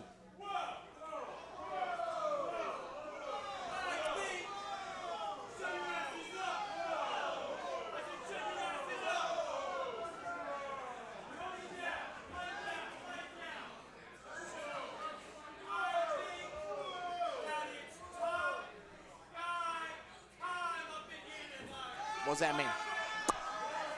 probably means time revolves on Griffin McCoy. And all eyes are on him, all attention's on him. Time moves at his discretion. What'd that mean? Well, that means make the most of every opportunity. Okay. Calling for timeout. Kind of not doing that right now. Ref Cruz. Wait a second. Confused, much like myself. Up. Well, now, shoulders are down. From the Bob Backlund bridge to the headlock. Shoulder block. Rapid attacks here by all three parties involved. Little crisscross applesauce. Quick reversal from Inner City King. All constituents moving at a rapid pace. Deep arm drag blocked. And Diaz, the former Bodega boy. It's exactly how you had said, Cheyenne. Jorge Santi really being a critical factor in this matchup. Yeah. Of how these I mean, Jared Diaz and Griffin McCoy, their styles, they're so well acquainted. It's a very different factor with the fact that we have Jorge Santi here. Trips up the legs from underneath McCoy, allowing the opportunity for Jared Diaz to capitalize. The veteran savvy of Santi in play. Now, Jared Diaz had even said ahead of this matchup, he has beaten both of these men in the past, and he'll do it again. He had that QB1 press conference, but it's not looking good. The face of the franchise was in some peril there before that pinfall broken up. And top guy in control, but for only a window of opportunity that Jared Diaz leaps through. Diaz had said he was really chomping at the bit. Whoa, quick power slam into that cover, hooks the leg. Nothing doing. Cradle cover there, Alyssa, but not clamping the hands. I think that was the deciding factor. I want us to go on the record and say Diaz could have gotten a 3. Very well could have, but close but no cigar. As now wriggles out of that. Oh, thumb to the eye. Effective. And Santi now going for something else effective, a sleeper hold. And a thumb to the eye. Yeah, not the most above board technique, but it's working for McCoy. If it's gonna keep his watch on top guy time.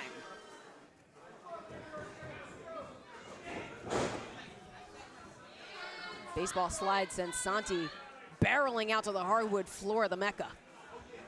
And top guy dominates the corner with a chop. Yeah, just unfurling. Oh! Another chop right to the chest of Jared Diaz. And Diaz now with a trifecta of chops. Doubled over by the top guy. And Griffin McCoy asking fans, who's the man? I don't know if he's going to get the answer that he wants here at the Mecca, but we'll see. So. You know. I don't think so. That's why if you're someone like Griffin McCoy, you have to make it so you're undeniable. That's right. Enjoying every moment. Oh, that's in its innovation, in its arrogance, that is extremely impressive. What better way to send a message? Not something that's going to win you the match, but it's certainly going to get inside the mind of QB1. And Santi gets downed again. Yeah, really capsizing the efforts of the Inner City King to re-enter this three-way dance. Back elbow collision to the face of Griffin McCoy. Jared Diaz had said online about his preparation has not changed, even though it became a triple threat. Still the same energy, catches him on the rebound. I think that's the deciding factor, the fact that he's maintaining that energy to get himself closer to victory here. Energy that caught off guard the likes of Jordan Oliver and Joey Conway moments ago in that impromptu three-way opportunity. Exactly right. It's you have to have your head on a swivel. You have to roll with the literal punches. Bandera to the outside. Oh, almost had the legs taken out from underneath him by Jorge Santi. Oh, wait a second, caught! Great showcase of power by the veteran. Oh, this is not going to end well. As he sends Jared Diaz hurtling into Griffin McCoy, wipes out both his opponents as Jorge Santi. How impressive would it be for Jorge Santi to come into this matchup as a late addition to the card and scoop up a victory? Yeah. And Santi now finally able to showcase his prowess in the ring. From the ripcord, Darius cuts the cord. Catches the leg. Oh, taken down, face first collision, and we watch this back. Look at that impressive Look at that. show of strength. With ease, repositioning the body and weaponizing it. And returning back to live action, the knee of Santi driven right between the shoulder blades, driving into the spine of Jared Diaz. This could definitely neutralize a lot of the offense that Jared Diaz could have in mind. You talk about tape study that Jared Diaz did. I'm pretty sure Jorge Santi did some as well. Oh, yeah. And Santi, let me tell you, especially ever since he became a trainer, even more so, he watches hours of footage, hours of mechanics, hours of application to show to the next generation. And look at this. Only a veteran would apply the surfboard hold with some precision. Watch out, because it's about to be tough. Rope time! The top guy off the top rope and into a cover to solidify his status. No. Jared D, wait a Follow second. with a cover. That is someone that is opportunistic, if ever there was one. Taking a pinfall wherever he can. And that is the face only a domestic partner could love. Is now back to the waistlock. No, half Nelson. Perhaps a modified dragon suplex. The cradle killer also it's called. And Jorge though, trying to, wow, shrugging off McCoy. Oof. Drop kick precision right to the mush. Yeah, great explosivity there from the well-grounded Jorge Santi as he now tries to get top guy Griffin to that top rope. You've got to imagine too, after being a coach, his students teach him new things, new innovations. Are there things that he picks up as well as showing others? Do you think Santi is conflicted now that he performs? He doesn't want to be the example of a negativity towards his students. Do you think as if he wants it to be do as I do, not as I do, as you see, not as I say, instead of the opposite? It could be, but oh, wait a second, off of the back. Oh, whoa, whoa, whoa, whoa.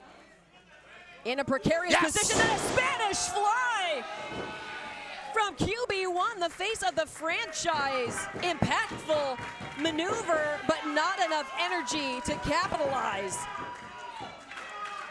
You know, Cheyenne, going back to your point, I think Jorge Santi has even more pressure on himself, knowing that students are watching, that he has to consider himself to be a good example of how they should carry themselves. Think about it, his footwork, his timing has to be even more than, because he's setting an example for the next generation of wrestler. And not only that, hoping that his incredible offense and his technical prowess is going to pick him up a very important win in his debut at Respect Wrestling. Use the hashtag #NoEscape to chime into the chat here on YouTube as Respect the Craft brings you No Escape. Catches the boot. Oh, and catches one to the face. Oh, Diaz gets one right out of the box as Griffin holds his own. Look at the explosivity, the leap of the shoulder block. Just dynamic attacks here by Santi. Mixing up the levels. Taking McCoy off his feet, but able to ground himself as top guy. McCoy really in the corner as Santi in control. Watch! Whoa! And with a little help from the top guy, a fisherman suplex to Jared Diaz. I have never seen that before. But wait a second. Veteran instinct rolling out to ringside, not allowing Griffin McCoy the opportunity to go for the cover. And Santi was aware that McCoy did not have enough to reach for a different cover against Diaz. Brilliant. Brilliant strategy amongst all three men, honestly. This is an impressive three-way match. But wait a second now, up on the shoulders. Could be looking for that Hail Mary. Oh, a little page out of Larry and Curly's book. McCoy thumped himself in the eye almost. Oof! Catch suplex. The wind-up, and it is good, but is it good enough? Taking that moment to, I don't even know if it was basking in adulation or just enjoying. The fans don't like him here. Now springing off, caught on the shoulders. Oh, that leg. That leg just gave out on him. He is spent. Oh, wait a second, though. Finds his way back to his feet, and now Say a prayer, that Hail Mary! Leg hook. Santi reaching. But mere inches. Victory escapes him. Here's your winner, the face of the franchise, Shelly. May it be pro wrestling, horseshoes, or hand grenades, close is not close enough. And Jared Diaz, the face of the franchise, victorious at No Escape. And in comes his tag team partner, Matt Awesome. You see it back here. Able to rise to his feet and execute that Hail Mary. Put away multiple opponents. And Jorge Santi, close but not close enough. Now taking that moment to bask in the win. Gotta wonder, come January 31st, what does the future hold for Jared Diaz? Make some noise for the Uncowned boys!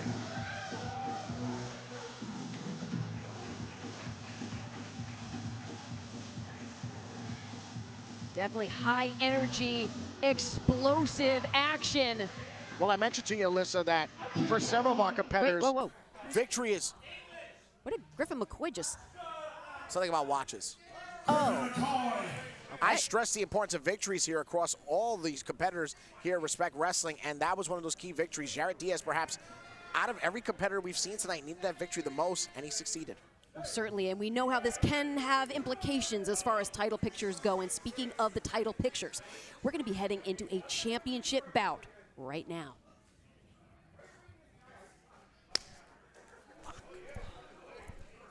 Thank you once again, a commentary.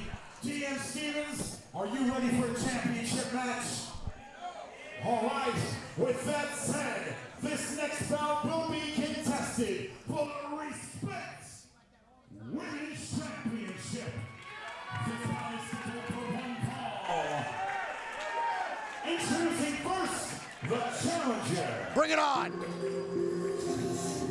An international competitor, the hottest commodity. This Australian is no stranger to Japan, with Sendai Girls, a former tag team champion, to England, to Germany, has now set her sights on the U.S. and looking to just claim gold and build her name across the states.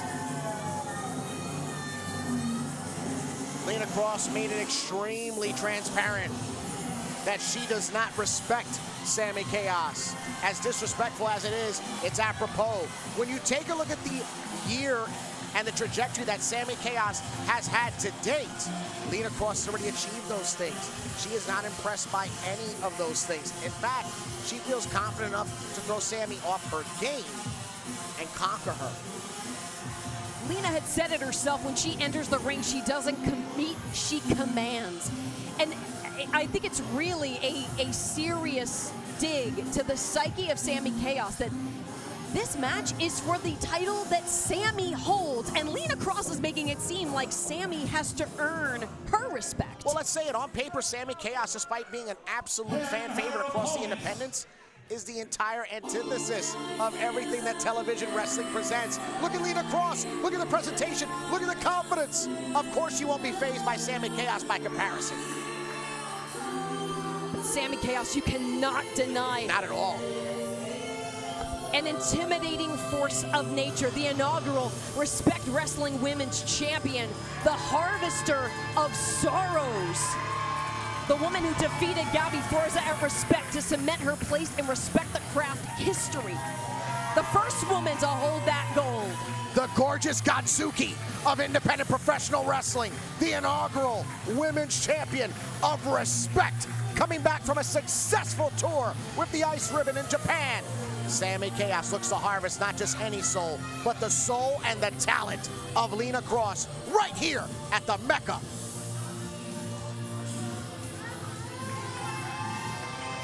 And in standing in complete polarity to the way that Lena spoke about Sami, Sami said online she has nothing but respect for Lena's drive, for the hustle that the hottest commodity has brought. And I think this was actually a rarity. You even saw the smile on Lena's face. I don't think either of these combatants are used to looking across the ring at someone that's eye to eye with them. Without further ado, Shane Fair. I'd like to welcome you both to the singles match to be contested for the Respect Women's Championship. The man in charge of the sound of the bell, referee DM Stevens. Introducing first, in the corner to my right, the challenger. She is from Perth, Australia. This is the hottest commodity, Lena Cross.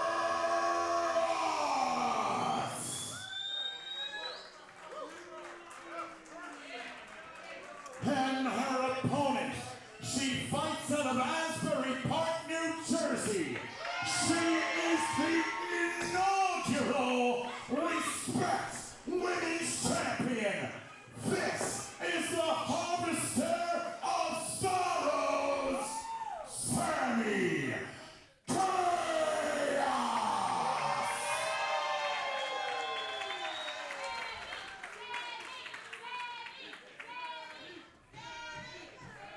It's the low-hanging fruit, but the odds-on favorite here at the Mecca is Sammy Chaos.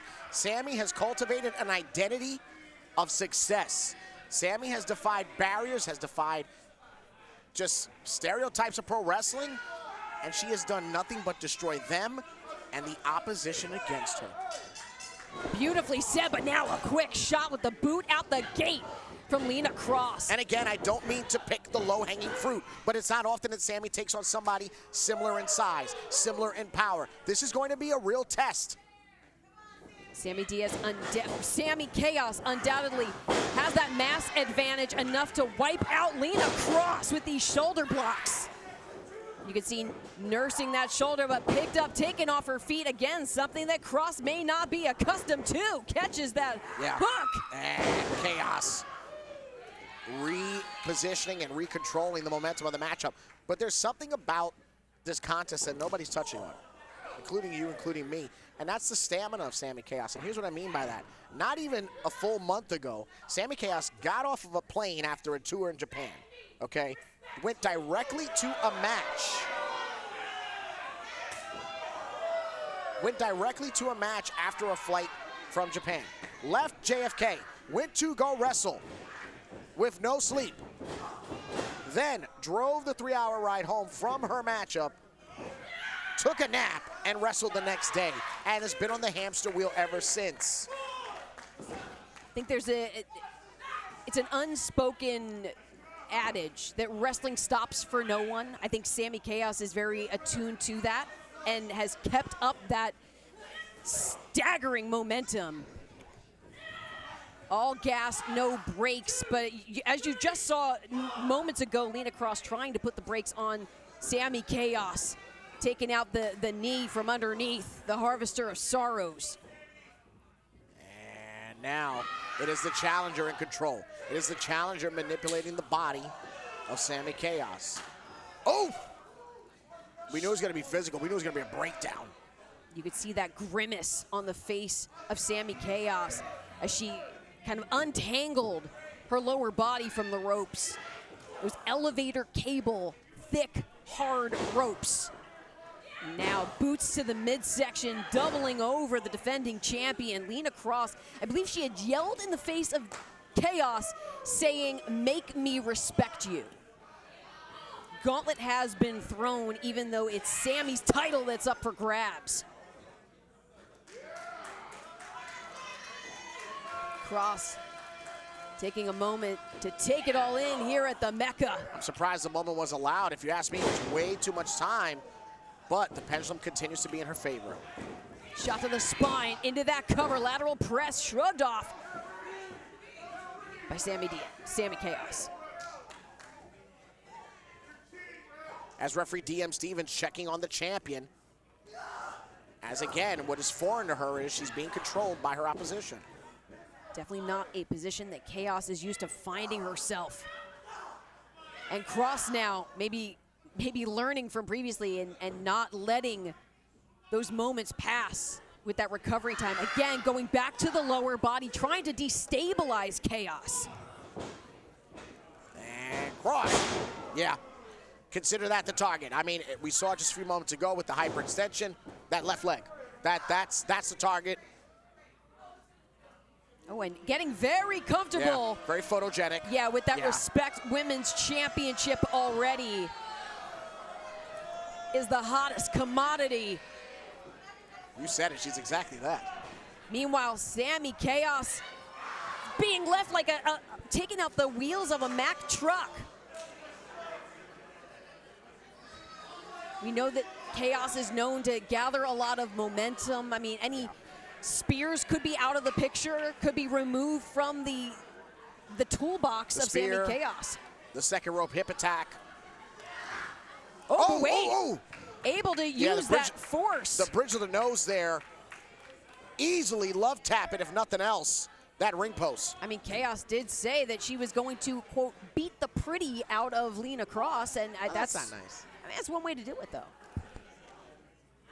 As now returning to the ring, action continuing here in this Respect Women's Wrestling Championship bout. Now whipped by the hair. Yeah, 3 snapmares by the hair, completely illegal, but it creates a moment, and I mean a mere moment.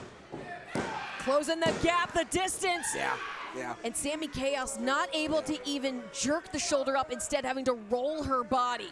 Lena Cross turns the valve off yet again for the champion. Meanwhile, Cross licking her chops for more. Sami Chaos slow to rise in the corner. And Cross. Great combo attack there, going for a high score. Off of the ropes, extra impact on that boot. I've got to admit, I'm surprised that Chaos didn't block that third attack, considering that's the 3rd time that she's been caught with it. But now both combatants putting the brakes on, using the ropes as an anchor against the suplex attempts. Digs in with that left arm now. Can Chaos get out of it again? Yes. No! Oh, but snap DDT! And now right into the pinfall. So close. Sami Chaos, whether it was sheer instinct or a muscle spasm, able to kick out and preserve her reign in this championship bout at No Escape. And the challenger quick to re-control the body of the champion. Look at that, grounding Chaos, making sure that none of her ligaments can stretch and attack. Look at the torque on that left shoulder, Alyssa. As she grinds her elbow, Lena Cross digging into the rib cage of Sami Chaos, but Sami Chaos with a fistful of hair. Yep, going back to it. Going back to that scalp. Fans here at the Mecca rallying behind the Harvester of Sorrows, as she is just wrenched down unceremoniously to the mat. Do you think the fact that Sami Chaos has never been controlled and dominated in such a way is why it continues to happen? She's in complete shock of these attacks. 100%, even in the body, wait, quick cover from Lena Cross. Chaos able to escape.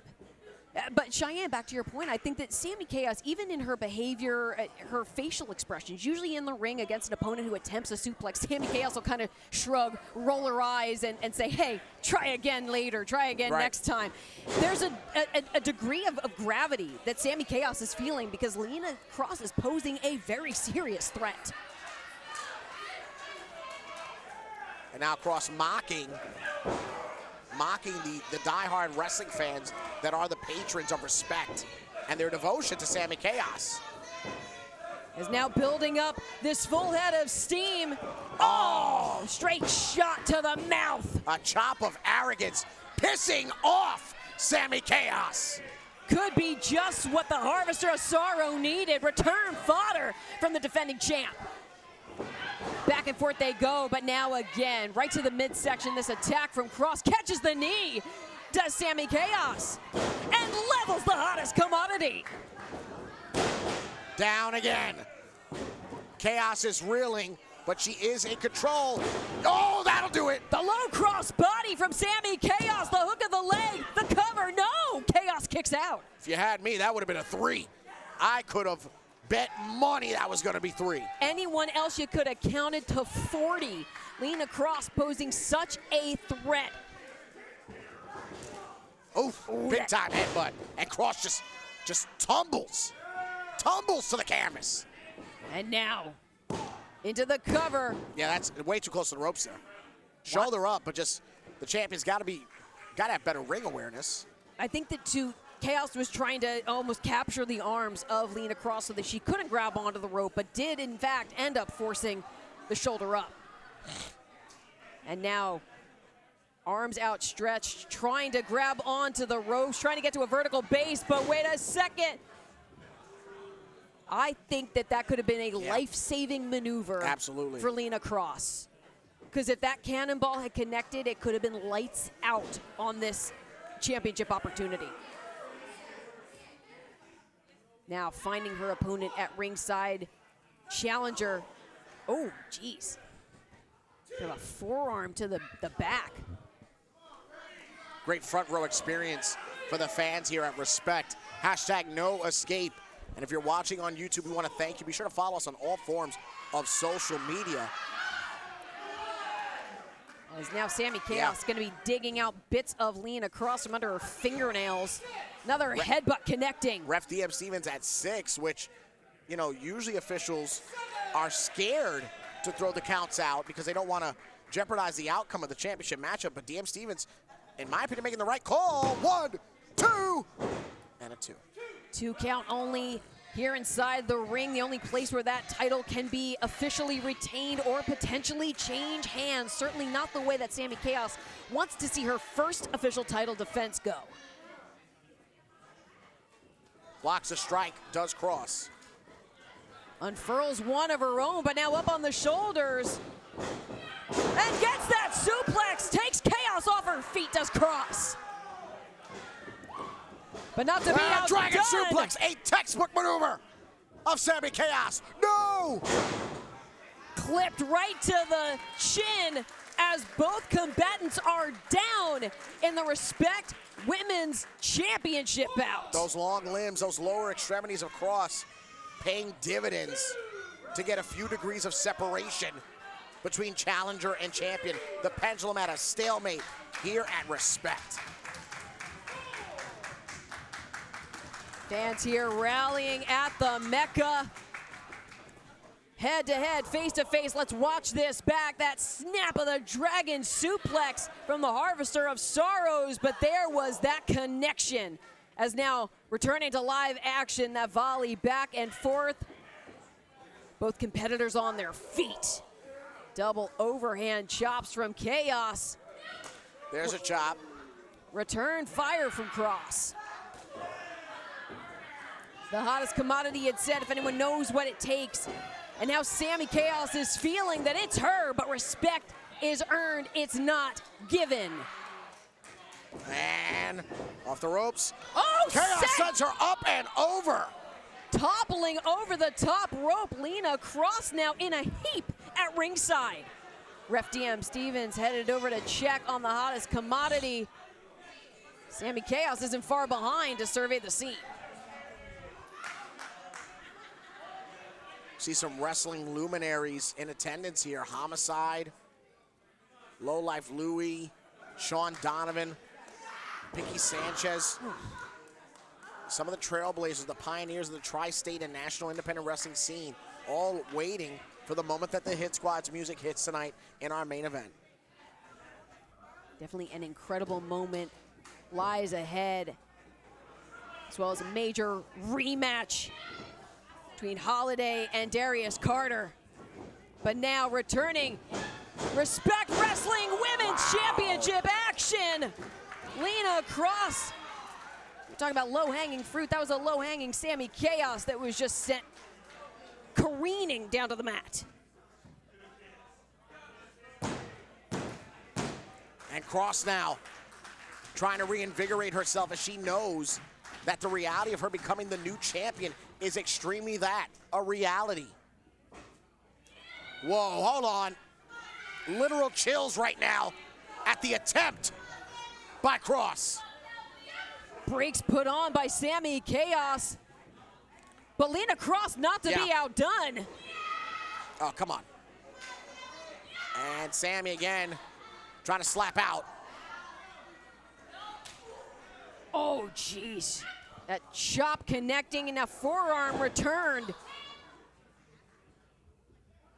And now on rubber legs at ringside is Lena Cross, the challenger. Oh! Just wailing away with the kicks as the champion. Oh, wait a second, but gets hold. Wait a minute. My goodness. Wait a minute. That's a long way down. Oh, instead, dropping Chaos. her like a whoopee cushion. Chaos utilizing that mass. Completely exerting her dominance there. And again, DM Stevens in the thick of it. Not administering any counts.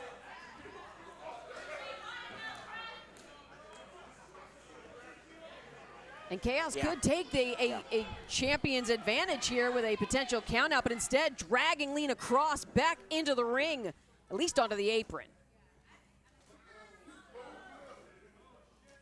Climb to that middle rope. What does Chaos have in mind? Sammy's in control now. Looking for some absolute destruction is the Harvester of Sorrows. Oh, good heavens. Up, could be avalanche time.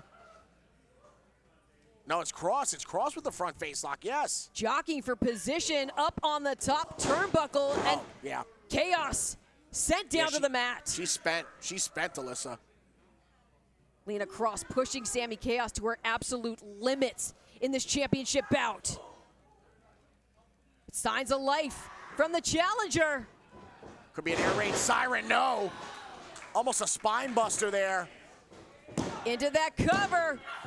Oh, hooked the outside leg, but on the last count. Yeah. On the last count. Chaos is spent. I am extremely concerned for our champion. She's been taken to the limit, and I don't mean that in the Eagles sense. Was now has to maintain that focus. Does Sami Chaos cannot let the Respect Wrestling Women's Championship slip through her grasp. Able to get Cross off her feet. Oh, cracks her with the heel. And again, taking out the lower body. Oh! Lena Cross, Luke Shea. Ladder press! Oh, look at that. Did you see the look on Sami Chaos realizing that that rope was her lifeline? Back to the drawing board for Cross, this time capturing the arm of Chaos, forcing Sami to expend that extra energy to drive the shoulder up. I understand this isn't a Q&A. I understand this isn't an interview. We're calling a match. If she didn't grab the bottom rope, come on. Come on. You saw the look on her face. It was almost panic.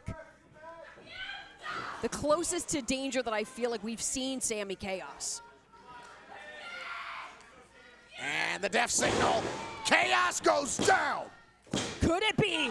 No! The lifeblood in our champion is incredible.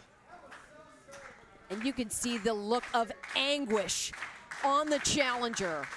What more does she have to do? This is easily one of the best women's matches we've called all year. As now barreling in a full head of steam, Sami Chaos on the receiving end of the back elbow. Off the ropes once more. Dodges, does Chaos.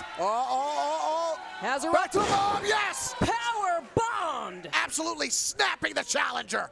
And this is the setup. That could be the prelude. Chaos now. The leg is hooked. It is over.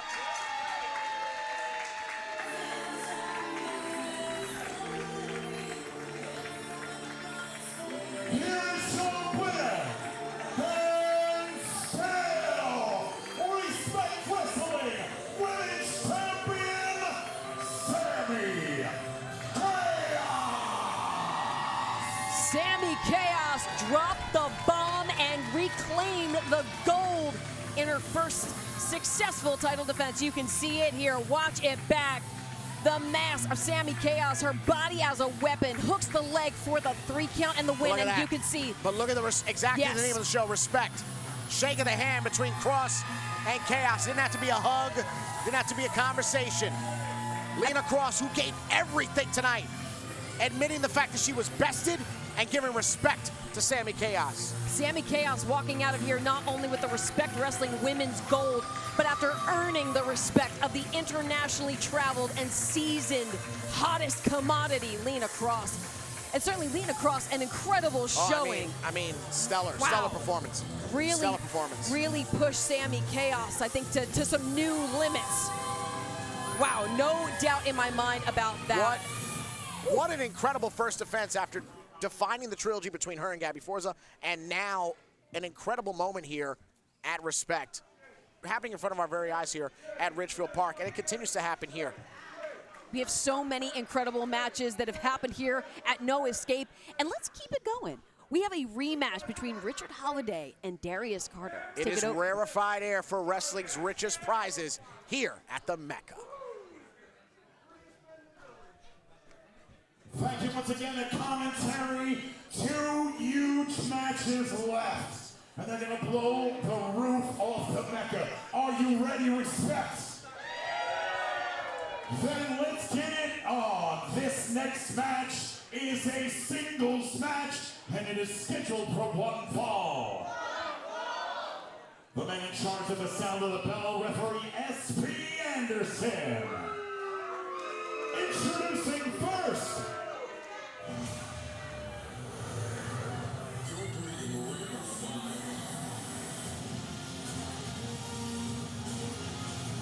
Richard Holliday, who I know for a fact is coming into this bout well caffeinated. The narcissist making his presence known at Respect Wrestling. Richard Holliday, the man with a proficiency in the most hated finishing maneuver in all of professional wrestling. I mean, it's a signature move. It's a signature attack, Alyssa. Well, to be discussed at a later date. We can agree to disagree. That's right. But Richard Holliday said, he shared the ring with Darius Carter years ago, and they might as well be a first time ever. Can you imagine the leaps and bounds that both of these men have gone to over the course of that time? I want to touch on that because these two men have been reborn since that first encounter. Richard Holliday is not even the same person he was yesterday, and Darius Carter reminds you of his ever-growing greatness by the minute. Speaking of which,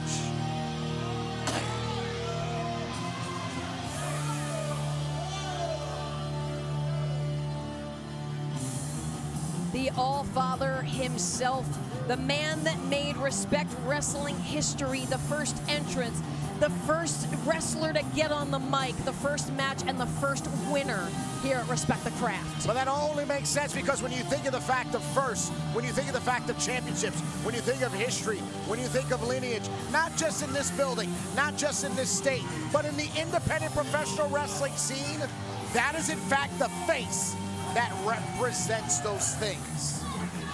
I mean, this is the man who had his banner hung in the Jersey dugout, a massive honor for the legacy that he continues creating for himself in professional wrestling. The second ever 2-time Super 8 tournament winner, the longest reigning ECWA champion of his generation. And the first to successfully defend the ECWA championship through the entire Super 8 tournament. Oh, he just unmasked someone. He just unmasked. That luchador can no longer compete. Ultimate disrespect. That guy can no longer wrestle. He has been defamed by Darius Carter. Get him out of here. I don't think Darius Carter gives a good damn about that. He doesn't give a good damn because Darius Carter knows that he is that damn good. Everything that you need to be excellent in professional wrestling is exuded by this man. His name is Darius Carter.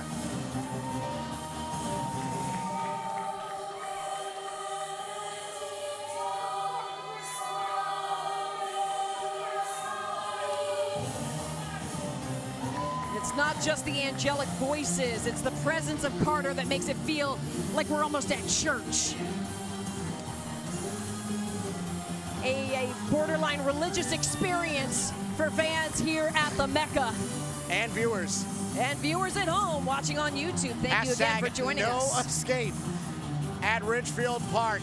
And only, and I mean only, a match of this magnitude can get white glove treatment that you're all about to experience here at the Mecca on behalf of Respect.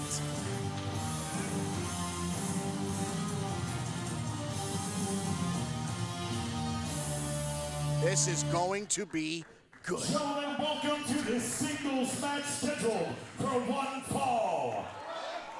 Introducing first in the corner to my right, he is from New Haven, Connecticut. He weighed in this evening at 237 pounds. Richmond Park, you are now breathing the rare... Oh. He is the most marketable, and you are now... Wait, what? I have to agree. He has the best stash in the business. Whoa. You are now... I don't know. That's a tough conversation. He is the Fed Killer. Wait. Oh, boy. Oh, he's putting Shane. He is one signature move away from ending the career of Mr.Darius Carter.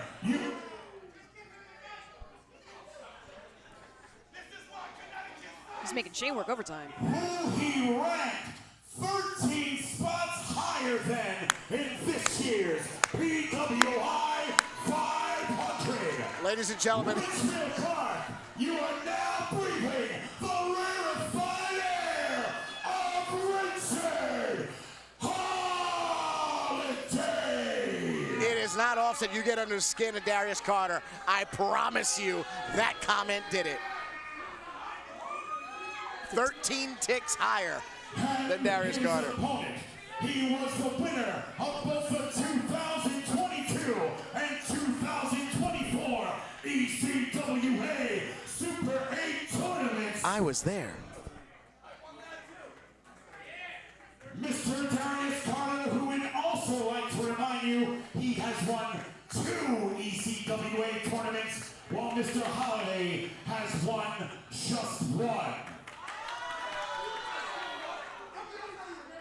Currently residing in New Canaan, Connecticut, he weighed in this evening at 226 pounds. He is ranked number 4 on the BRP 50. He is ranked 199 on the PWI 500. Richmond Park, this is wrestling's richest prize, the All-Father, Mr. Darius Carter. A cornerstone of Ridgefield Park, a pillar of the independent professional wrestling scene, and a man who has all the tools. Ref SP Anderson tasked with this first time in some time contest here at Respect. Let's just call it like it is. I mean, that is a different level of diabolical to count your spots above someone in the PWI ranking. Meanwhile, they're talking through Shane Fair with digs at each other like a pair of divorced parents. But here's the thing, and I've got to sadly put Darius on blast a bit. It is not often that Carter takes on someone as accomplished as him, be it on paper, be it by fact, be it by rumor or innuendo. There's a reason that Carter's always the champion being challenged. It's because people want the bragging right to defeat him. Whereas Richard Holliday has but oh so many an accolade equivalent to and perhaps in some degree exceeding Darius Carter.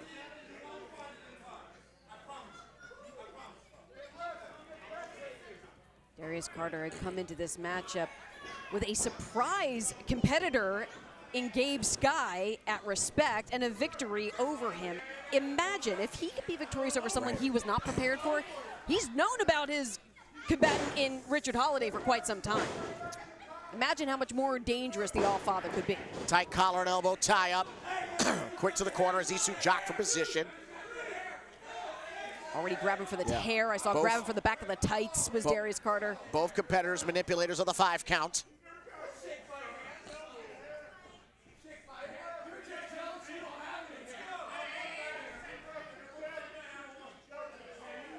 Holliday had said that he respects Carter's game, but he said that it's very much in anything you can do, I can do better kind of situation in Holliday's mind. Holliday's mocking Carter here, Alyssa. Size up.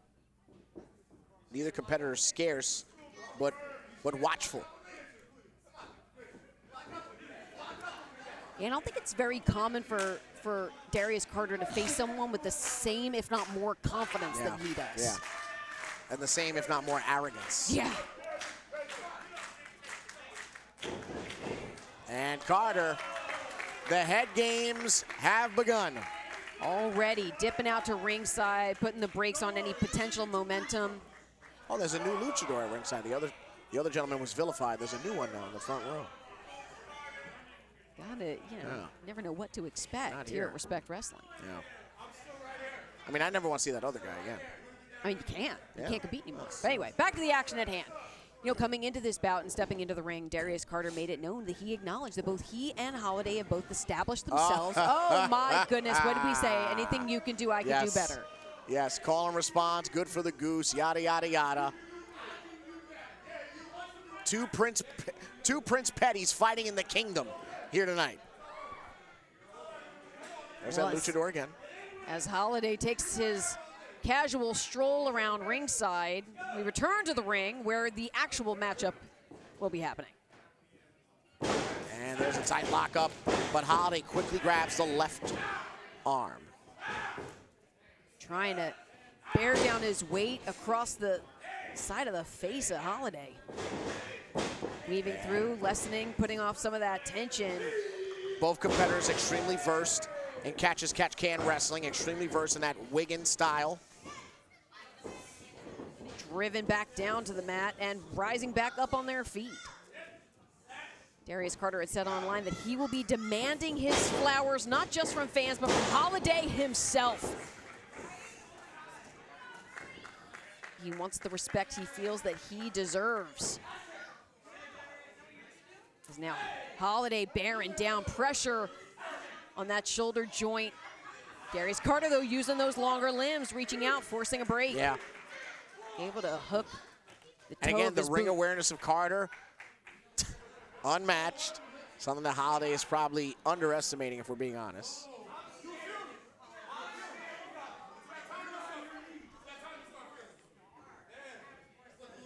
Gotta love the fact that their offense is so peppered with just digs and insults at one another. Great headlock takeover there. And to the leg lock counter. Holliday grounded, putting his palms to the mat to apply more pressure and body weight. Carter now weaving through, gets those shoulders down. Oh. That's a pin, that's a pin. 2 count only as Carter now refocusing his energy. And Carter now control of Holliday's body. Hold of the wrist, wrenching down, and now driving his knee into the shoulder. Oof. Leg swept out from underneath the All-Father. Toe hold. Could easily apply the figure 4. Transition to a litany of leg attacks. And the thing about these combatants is that neither one, oh geez, straight shot right to the right to exposed kneecap. Oh, look at that, digging right into the tissue. Right into the ligaments. Carter's shoulders were down for only a moment.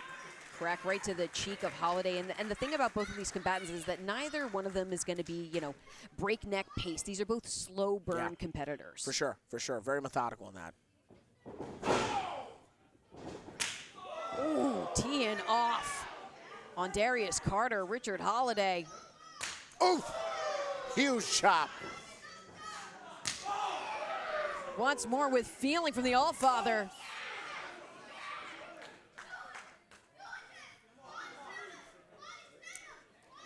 And, ooh, digging deep. Holliday gonna take a walk in the park. But a bait and switch gets Holliday the advantage to the second chop. And a series. Absolute flurry impacted. Enough of that. Darius Carter almost in a squatting position before he was able to rise back up to a vertical base. Yeah. Carter, big clothesline. Not an attack we see often by wrestling's richest prize. There's a more common tale. I think that's just the thing, is that Holliday kind of maybe bringing out different offense. Yeah. Carter knows he's got to mix it up.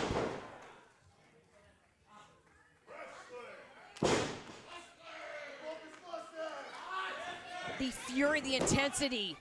That cover, the way that Darius Carter almost just drove his forearm into the jaw. But wait a second, now taking throat first onto that middle rope. Ooh.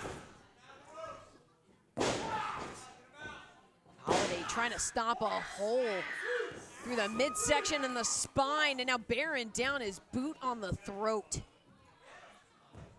Gonna compromise Carter's ability to draw breath. You know, the Allfather, usually incredible stamina, definitely gonna be weakened by this type of offense. Action follows around ringside.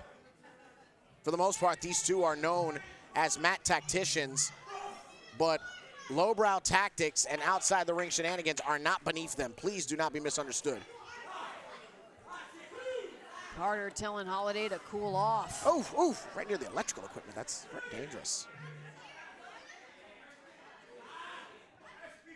The referee, SB Anderson, using a lot of discretion in a matchup of this magnitude. Oh! Face first on one of the merch tables at ringside. Right in front of the Messiah of Hate, Sean Donovan, co-podcast host with Carter.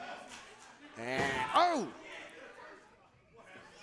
And now, reversing the tides, Richard Holliday, the leg drop on the apron. Carter suffocating. Into that cover. Great tuck of the outside arm, but not enough body pressure there. Carter, though, seemed almost shaken. And this crowd calling Richard a Richard. You know, just a nickname. Oh, jeez. That looked nasty. 15 in the NFL, but it sure as hell is legal inside of a wrestling ring. He's now prying that protective covering and driving his own knee. We saw Carter knuckle at the left leg previously. Now it's the right that's in play. You can just hear. Oh, excuse me, no, that's the left. I'm sorry about that. Yeah, Holliday, though, just shouting in pain. The agony that he must be feeling. Yeah. There we go. Carter getting his groove back. And Carter going knee to knee, too. The point of the kneecap just driven into that flesh, the tissue, the ligaments. Now Holliday knows there ain't no timeouts in wrestling. If anybody does, it's him. I mean, at that point, it's almost like a plea to your opponent to have, oh, wait a second. And I don't even think that that's a situation of Holliday playing possum. No. I think that that was just the fighting through the pain, and now great minds thinking alike. Both men laid out in the center of the ring here at #NoEscape. This is wrestling, and this is Respect the Craft, bringing you #NoEscape.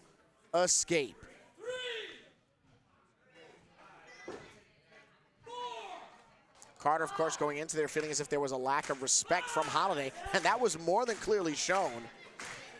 But as Carter continues to fight and fight and fight, I have to question the fact if Richard will actually be able to hit that signature maneuver. And now dangerously close to SB Anderson's 10 count, taking it up to 8 for both combatants to get back on their feet. Winding through with that uppercut is Carter. Staggering Richard Holliday, but now it's Carter with that reversal of fortune.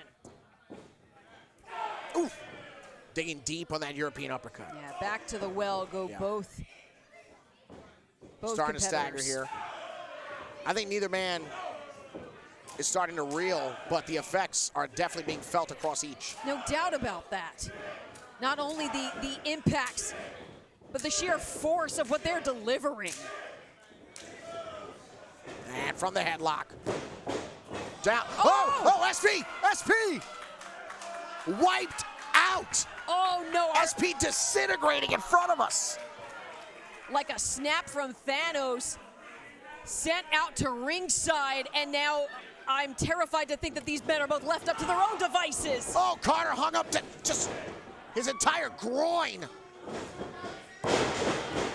twisted inside out by Richard Holliday, but no one to count the pinfall. Richard Holliday has won the match at least 2 times over. Can we get another official? SP is down. Oh, whoa, whoa, whoa, DM. DM Stevens now to count that pinfall.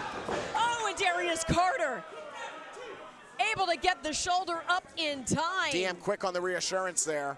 But you got to imagine in the back of his mind, Darius Carter knows that Richard Holliday Yeah, had him down. You saw it here. Hung up on the rope. Oh, the ref just got the finisher. Oh, back in live action. DM Stevens on the receiving end of the signature move of Richard Holliday. I guess Holliday was so aggravated that it wasn't a 3 count. And now testicular trauma about to be served up here at Respect. It's about to be no escape for Darius's balls. he is warming up for that signature move. Oh. And caught by the wrist. Once a pirate, always a pirate. Oh, geez, separating the fingers like a wishbone. Carter was sinking the royal sweep. Juo Katagi right to the chin. But suffering the brunt with those fingers, and now the cover from Carter. And waving his arm to try and get an official out here. There goes Ref Cruz. Ref Cruz to count. And Holliday able to escape. Cheyenne, at this point, both of these combatants have had one another's shoulders down for more than a 3 count. Yeah. What does this do to the psyche? Is this just a, move on, or are they rattled? No, I'm at a point where what's it going to do to the psyche of the winner? Whoa. Oh, no. Come on. Darius, don't bring yourself to a level that you don't have to go to tonight, okay? And he does. Yeah. And he does. There goes that. It just goes to show how much bad blood has been brewing over the time since their first match, that because these officials aren't declaring either of them victorious, they're taking it out on them. Carter now looking for some sort of an insurance policy, going back to SP, the original official. Wakes him up with abrasion. Our official definitely looking worse No, for wear. no, it's a roll-up. That was just a roll-up. Well, there's tights. SP could barely make that cover. Watch out. Almost Trauma. near collision. No. Yes, he got him. That royal sweep, the hook of the leg to put away Holliday, and he does.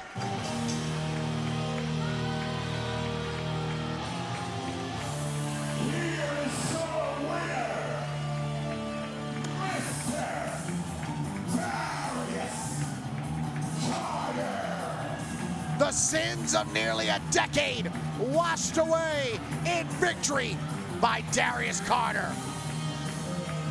As the hand is raised in victory, the man who's been a history maker here at Respect the Craft. As you can see, these final moments, that near collision with our official, Darius Carter used the moment to impart that royal sweep and pick up the win, his second victory here at Respect Wrestling. Carter absolutely securing the upper body of Richard Holliday to ensure that he did not go for the death gauge, which could have been the quote-unquote best finisher in wrestling today. Darius Carter relishing in the moment of revenge. That is that victory here tonight. And we have seen it all here tonight.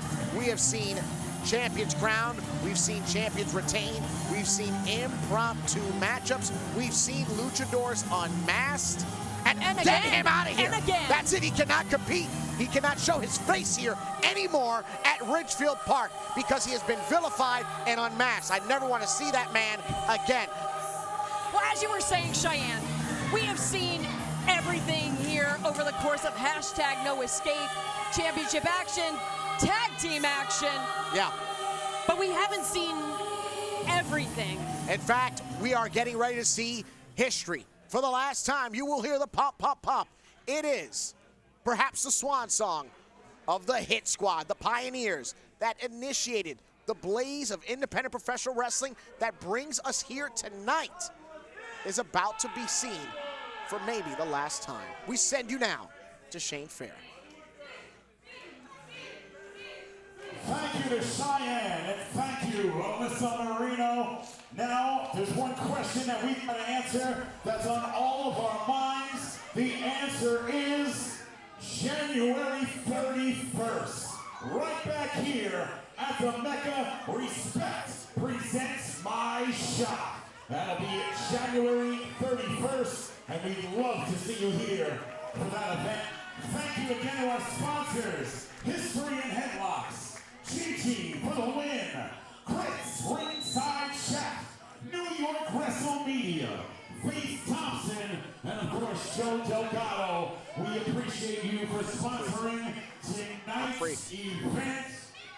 Steve, there's nothing left to say. Right now, I need everything you have left, because this is your main event of the evening. And one thing I have got to say right now, Steve, you're from New York as well. I'm from Staten Island. There is nothing in this world that makes me prouder to be part of New York wrestling than the notorious 187 Homicide. Thank you for making us all proud and carrying New York City on your back. We love you, Homicide. With that said, this is your main event of the evening. It is a tag team match scheduled for one fall. Introducing first.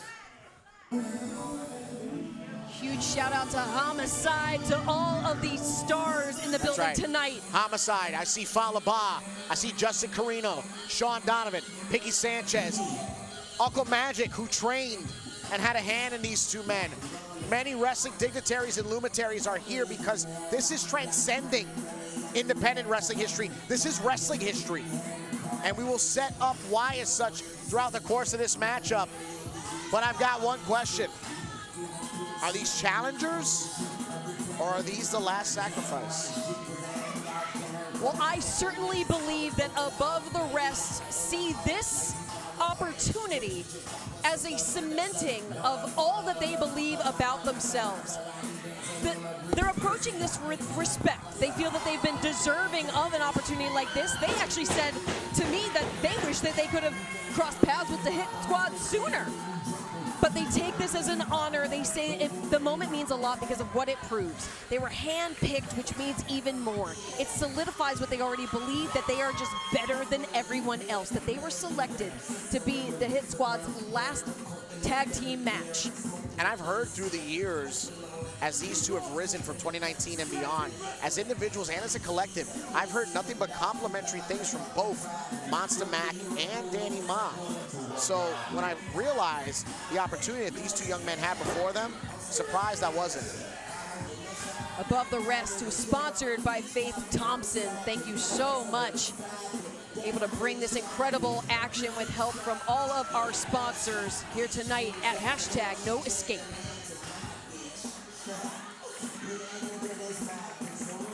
As you see the X thrown up over at Expect the Unexpected here in this building. Oh, never.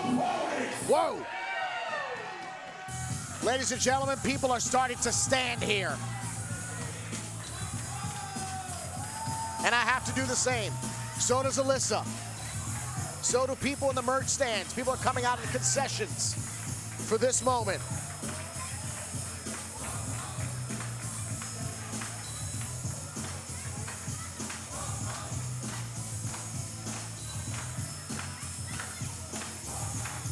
And there it is.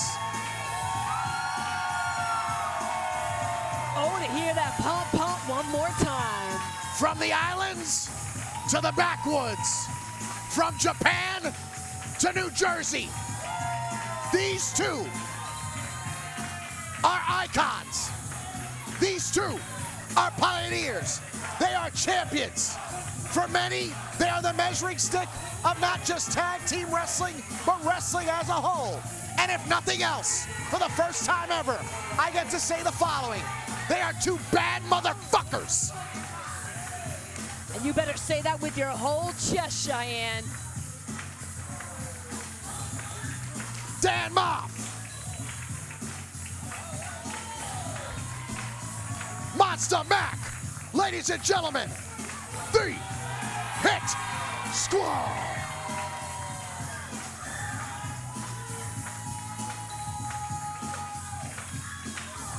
Two of the heaviest hitters, two, as you said, trailblazers of tag team wrestling. Men who have forged the path for competitors like Above the Rest to follow. How many tag teams do you know, Alyssa, in our world, in our timeline, that can say they faced the Road Warriors? How many men in our world, in our timeline, can say they've taken on the likes of Mike Awesome, of Vader, are considered part of the Samoan dynasty by some? Dan Moff has performed and walked through the entrance set used at WrestleMania 9. And as the streamers fly, appreciation being shown not only by the embraces of fans at ringside, but the paper tape streaming down. What a moment here at the Mecca.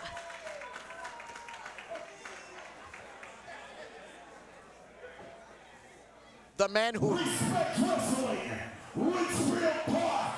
Welcome to the main event of No Escape. Introducing first, they are sponsored by Faith Thompson and Fight out of Strong Island, New York.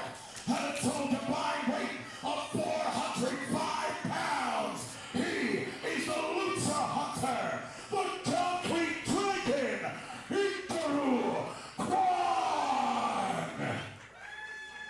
and his partner, also representing the expected. This is Strong Spirit, Gabriel Stein. They are ATR Above the Rest. Here we go. Here we go. Tell him, Shane. And their opponents, they are Ring of Honor Originals, along with Low-Key and Homicide. They make up the Core 4. They have dominated the East Coast territory for a quarter-century. They are the godfathers of American strong style. At one point, these men held 7 tag team championships consecutively, including the following: 3-time WXW Tag Team Champions, 3-time USA Pro Tag Team Champions, 3-time ICW Tag Team Champions, 1-time CZW Tag Team Champions, 2-time Grand Slam Tag Team Champions, 4-time JCW Tag Team Champions, and the very first GCW Tag Team Champions, 5-time LIWF Tag Team Champions, 6-time Jersey All-Pro Wrestling Tag Team Champions, and JAPW Hall of Famers. They are kings of the Ouch Files. They are Fat Frank's creation. Tonight, the repeat offenders vow that the body count will rise one more time. Tonight, you have the utmost honor and privilege to witness all the way from Bed-Stuy to or die at a combined weight of 606 pounds.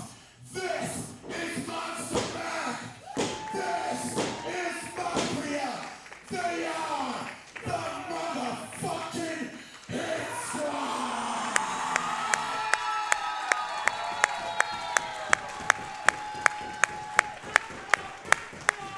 To friends watching watching at home, if you could feel the vibrations reverberating through the Mecca as fans go wild for the one and only Shane Fair, and that incredible introduction for the final time for the Hit Squad. Only white glove treatment for history here tonight at the Mecca.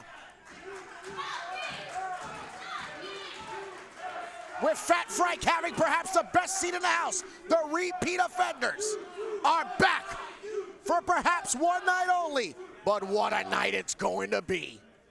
I hope the ring, the whole building is reinforced for this one. The energy in this building can power the town of Ridgefield Park. Everyone is standing. Everyone is salivating. Oh, wow. As a bow of respect. Deep bow from above the rest. Handshakes already. See that logo? That logo on Dan Moff's arm, strong style. Before it was marketable, these two represented that. Before it was all over the place, before pro wrestling tees, 1 hour tees, barbershop window, those two defined that exact logo in North America. Mafia Dan Moff, Monster Mac. The bell has rung. Ref Stephen Dumang in charge of history. An honor to be in the ring for this match. Ikuro Kwan, the Lucha Hunter, serving the crowd here. Dan Moff began his pro wrestling career in the summer of 1999. Monster Mac starts in the summer of 1997. And the two have known each other over 2 decades. Moff, of course, the explosive heavyweight, a legend for the Burning Hammer at a time where you could not do that move on television. Monster Mac, of course, started out at LIWF, which Shane Fair mentioned. Jersey All-Pro. And from the mind of Fat Frank began a unity that would define an era of pro wrestling.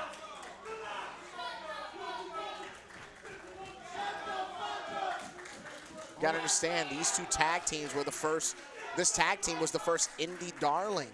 When Ring of Honor came, when independent wrestling was at the hotbed that it would become in the early 2000s, these two held the gate. These two were the original gatekeepers of the Code of Honor. And now you can see where the presence alone is enough to back Ikuro Kwan into the corner. Quick duck underneath. Blocked by Kwan, lights up a flurry. Swing and a miss. Innovator of the lariat and the ripcord. Masamaka one time defined the lariat as a finisher on Independence. Ooh, and just downs Kwan with that double axe handle. Kwan with fire in the eyes. Check that hamstring there. But think about it too, for about 7 swift strikes of Ikuro Kwan, it takes 1 from Monster Mac. That's right. Kwan, and you got to back think to the about drawing it, board. right? Let's. Here's the other thing. Let's put it in perspective for those watching, right? You hear terms like Madison Square Garden. You hear terms like MetLife Stadium, the Manhattan Center, the this, the that. Let me put it in perspective for you. The Rexplex, the Rahway Rec Center, the Morgan Jr. Arena, the Mecca that is Ridgefield Park. These two guys have headlined and defined all of those venues, including the Hammerstein Ballroom. There's a lot of gravity to this match, and I don't think that is lost on Above the Rest. Gabe Sky has had a rocket on him roughly since 2021. Strong a spirit. Standout talent of remarkable wrestling is summoning the King of the North, and he obliges. Strong spirit, Gabe Sky, heavily influenced by the strong style of Dan Moff.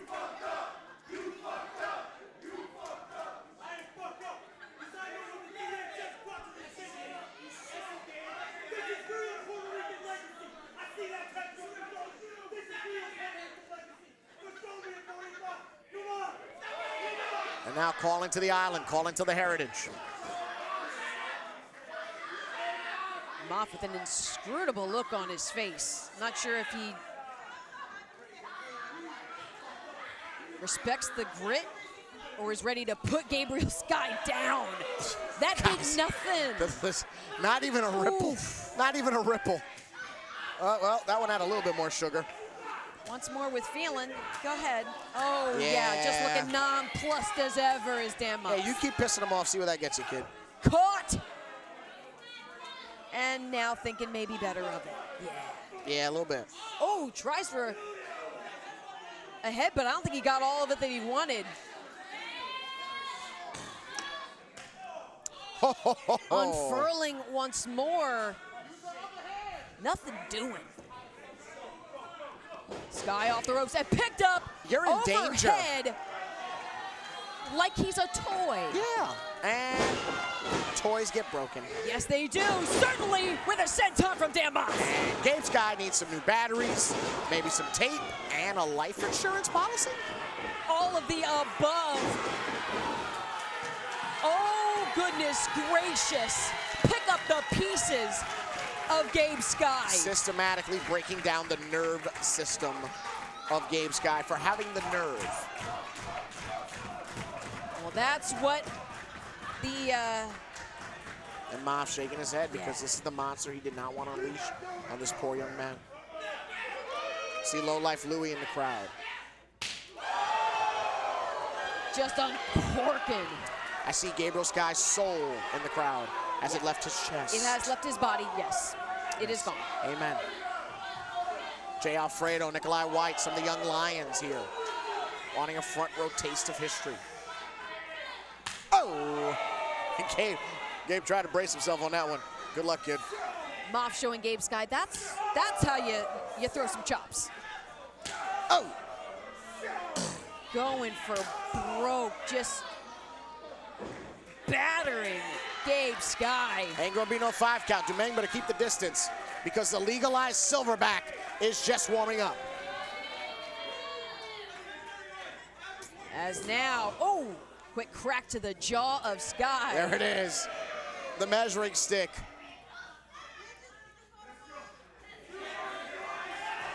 Chris Cage in attendance. Dignitaries from the NTW podcast. Gigi for the win is here. And everybody is witnessing history. Once again, oh, whoa, come on. Quan. Party killer. Allowing Gabe Sky that opening. I respect it. How the hell else was he gonna get an attack in? I mean, the hit squad picked above the rest because they said they have the hunger and the spirit that they brought years ago.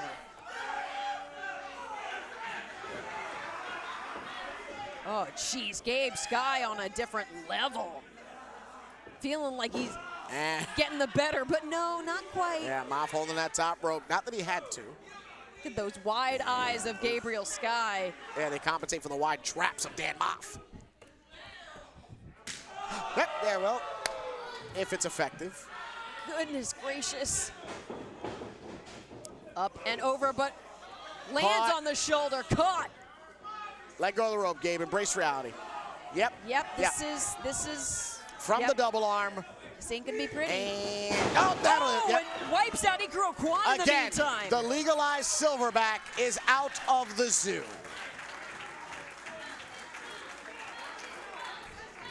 I think Uncrowned had been trying to come to the aid of Gabriel Sky.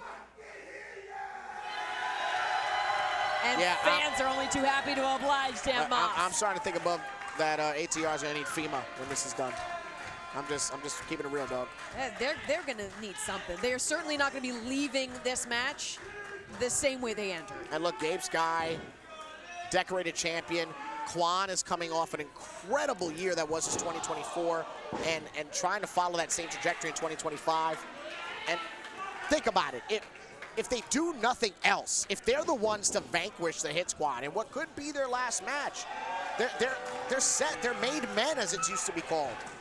Well, they've had a lot of successes that they can quickly call upon as their lives flash before their eyes.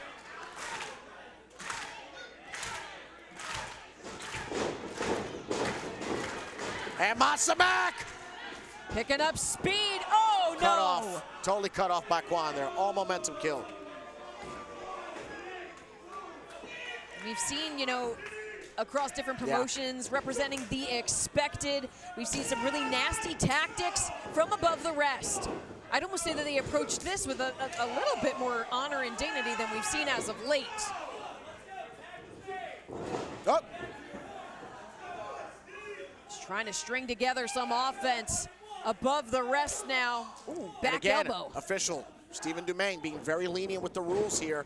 3 competitors are in. Whoa, whoa, whoa. Oof. They were trying. That's the first half of laid to rest. Yeah. But holy moly. Moff gets drop kicked. He gets totally peppered. Definitely impressive bit of momentum that we are starting to see from above the rest. Undeniable agility, explosivity that. And all that. Matsumak unimpressed. Yeah, all that and $3 can get you maybe a cup of coffee. Uh-huh. Not in New York, but yeah. Yeah, no, yeah, fair. I'm sorry, do you see the discoloration there on the pectoral muscle? Oh, yeah, Gabe Sky's gonna be purple. And that's not helping as he's wiped out yet again. Quan cannot fathom the reality that's in front of him right now.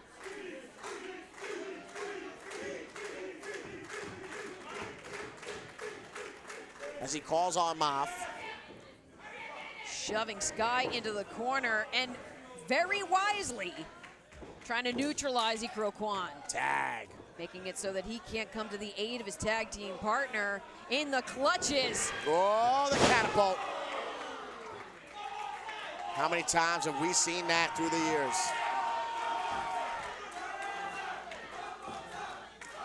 Fans ask him one more time. One last sacrifice. Oh. Oh. Oh.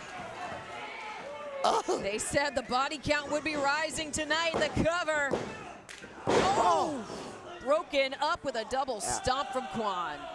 Dragging Gabe Sky. Brilliant, brilliant. Easier to make the tag. I didn't know if he was trying to drag him all the way out to ringside to get a moment, but no, that's just enough for the tag. Great, great idea. Crack right to the skull. Big boot to Monster Mac. Yeah. Mac is reeling, but he's still in that quarter. And look at Quan just going for broke with these kicks. Revs up. Just put a little salt on it because he has eaten those. Yeah, he's a sick man. Don't tempt him with a good time. Catches the incoming offense, but couldn't dodge that. Right in the temple. Simultaneous striking from above the rest, another tag made. Gabe Sky now on that top turnbuckle. Oh! Double knees and the leg sweep. Crack into the skull of Monster Mac. Gabe Sky now once again from such great heights. There it is. Sky Stomp. Is it enough? Oh, not quite. A remarkable sequence by Gabe Sky. Now the tag. And you can see all of the busted capillaries across the chest of Gabriel Sky. They're going to be leaving with a lot of souvenirs from this matchup. Great strategy here as they isolate Moff, continue to make sure Mac cannot get near that rope for the tag. And now Moff, stomp to both hands. As he was almost trying to steady himself. And now being kicked out to ringside to the hardwood floor of the Mecca. In comes Monster Mac. Oh, and Mac tumbles out.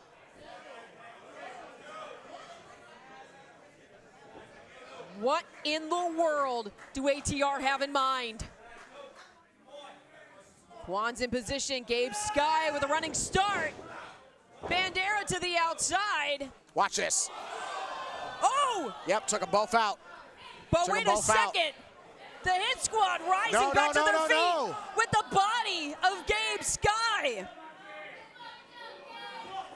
no. Ikuro Kwan reading the room. And Gabe Sky being used like a lawn dart to his against tag his team own partner.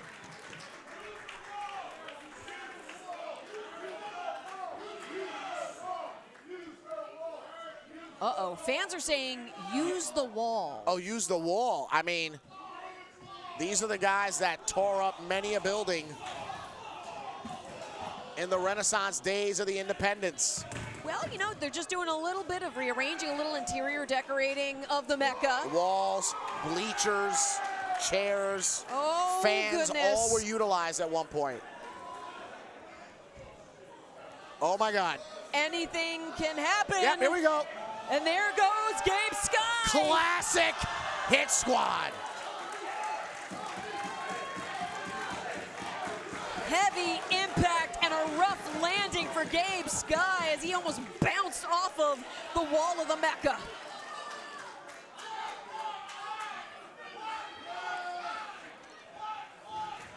And this absolutely bloodthirsty crowd Let's watch it back. wants to see it again. And I bet our friends at home watching wanted to see it again too. But you know what? You might get another treat. Hashtag no escape. Because that's what it's been for Above the Rest since the bell rang. And here we go.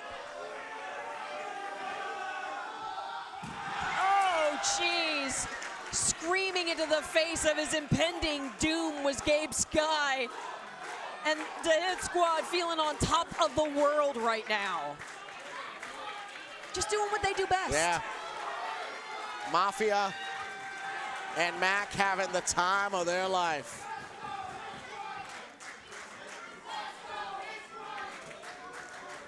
Gabe Sky out of the equation for perhaps the foreseeable future. Yep. And I gotta say, I mean, fans here at the Mecca, us watching, people watching at home, everyone's having a great time, except Above the Rest. Oh! Demolishing now One. into the cover. Oh, Wait, what? what? A1. Dumang as perplexed as the rest of this crowd. And Ikuro Kwan was fighting from his knees, cracking both members of the Hit Squad. And now, springing off, caught! Oh, and that has That's gotta be it. One, Curtains. two. Whoa! How in the world? The two that innovated completely disintegrative, emphatic tandem offense, such as what you're seeing, taken to question here. Combination moves. Got to remember when Moff and Max started, everyone was ripping off TV tag teams. These guys were pioneers. These guys were originators. And they're bringing that same offense here. Ever the innovators. Something they've been doing for years, something that's never really left their bloodstream. Incredible.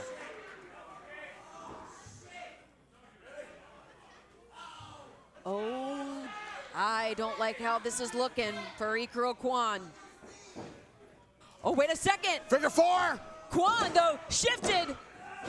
Only two. And now, meanwhile, Monster Mac shoved unceremoniously from the top turnbuckle by Gabe Sky, who somehow is still coherent. Yeah, somebody wants to check his motor skills.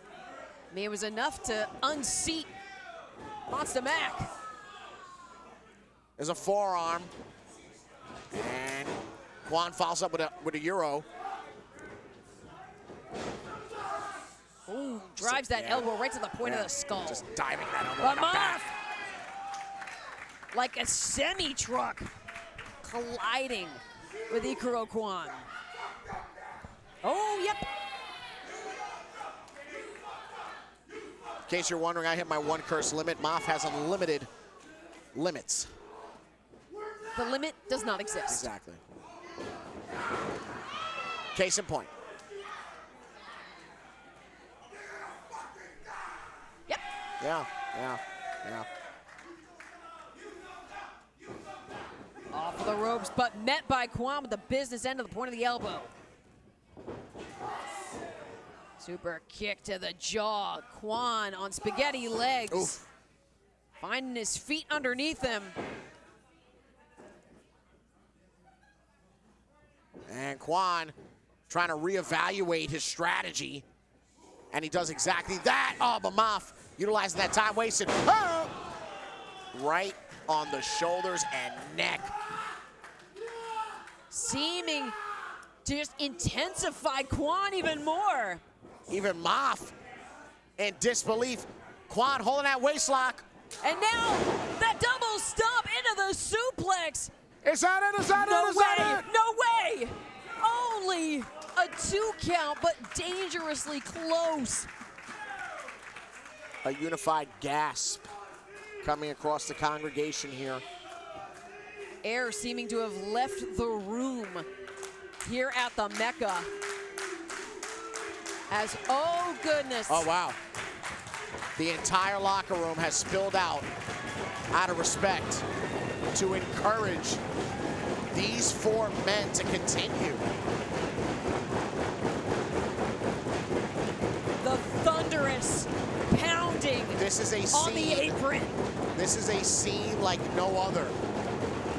Fans, esteemed visitors to tonight's event, all surrounding the ring.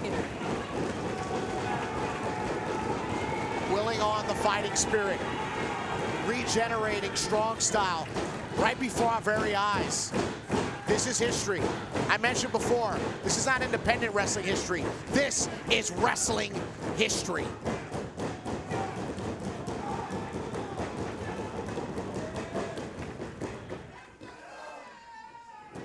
And now, Quan whip counter. reversed.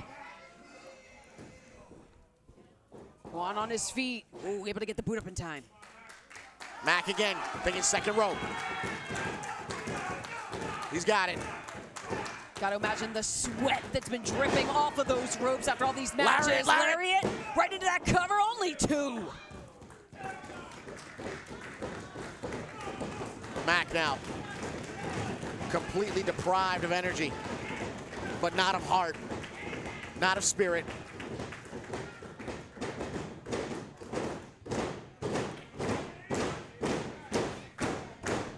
The energy filling this room, putting wind in the sails. The escape from Quan. Crack! Oh, right in the neck of Monster Mac. My God. On shaky legs, but still with a vertical base. Quan rises, drop kick to Mac. As Gabe Sky clutching the ropes. Jay Alfredo, Pinky Sanchez, Jordan Oliver, the locker room, trying to will on all 4 men.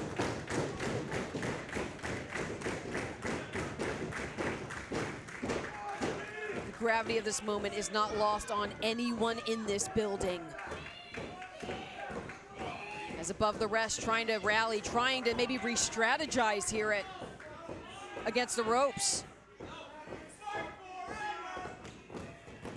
Moff reaching out, and it looks like Above the Rest have their target set on Dan Moff.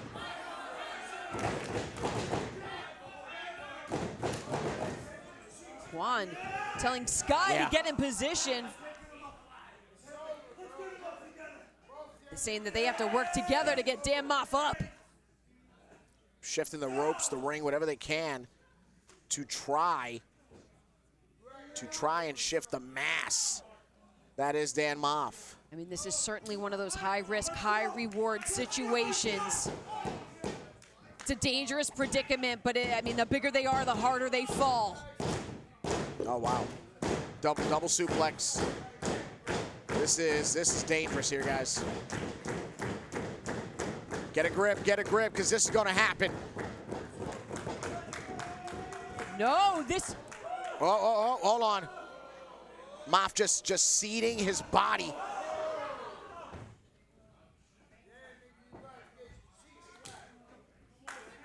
Moff almost collapsing in a heap at ringside. Our official went to check on him, but Monster Mac... Yeah, Mac trying to hold the line. Face first into the turnbuckle goes Sky. And it is back and forth. Yeah. Whoa! Dropkick Bulldog. Oh! I don't even know if Quan was able to kick out of that of his own volition, but No. Gabe Sky trying to break it up too. That's the verbiage right there. That was all Sky to break that up. This match continues. As Sky trying to will Ikro Quan back to coherence. You know, we've stressed this throughout the evening. This in and out of itself is a defining moment, and that's what it's going to take to attain a victory here, guys. In a second now, that rear waist lock. Oh. And taken overhead, the shoulders of Mac are down. Only a 2 count. A huge 2 count by Monster Mac. On the bottom right of your screen, Dan Moff is beginning to stir. The driving force, the adrenaline that is pushing all 4 of these men forward in this contest. Face first, DDT. Oh no. From the Muda lock. And now tangling up the lower body is Gabe Sky. Are they going to make Monster Mac tap out? Howling for Monster Mac to tap. The spirit may be willing, but can the body continue? Moff blocks his hand. Moff is keeping Mac from tapping out. Relinquishing the hold and now focusing their efforts on Moff are above the rest. Like rejuvenated hyenas, picking at the carcasses of these legends.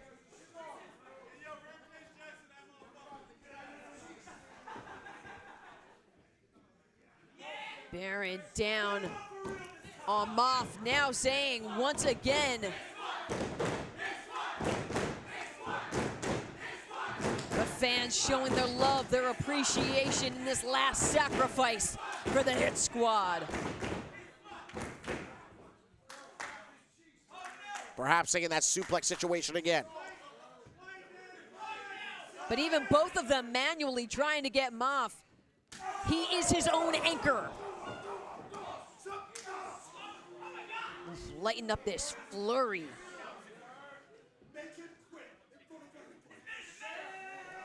Make him quit. I don't think quit is in the vocabulary of Dan Moff. You can tattoo it on him and he'd remove it himself. But at what point does the body surrender? That's kind of the story of the match. As now, above the rest, wrenching back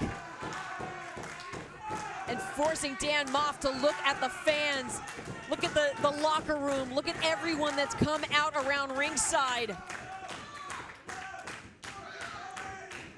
Moff trying to rally. Double spear! Oh. Double spear! Mac wiping out both members of Above the Rest.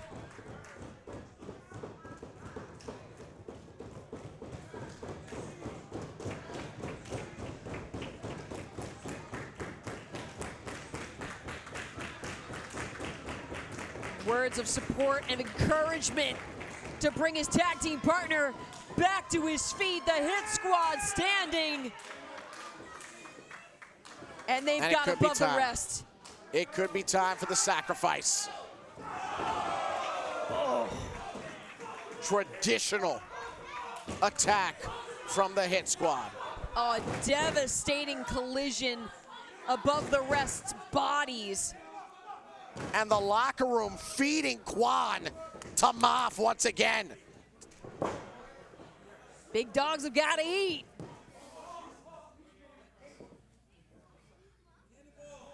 Quan prone in the corner as Gabe Sky wrenched up by fistfuls of hair. And now.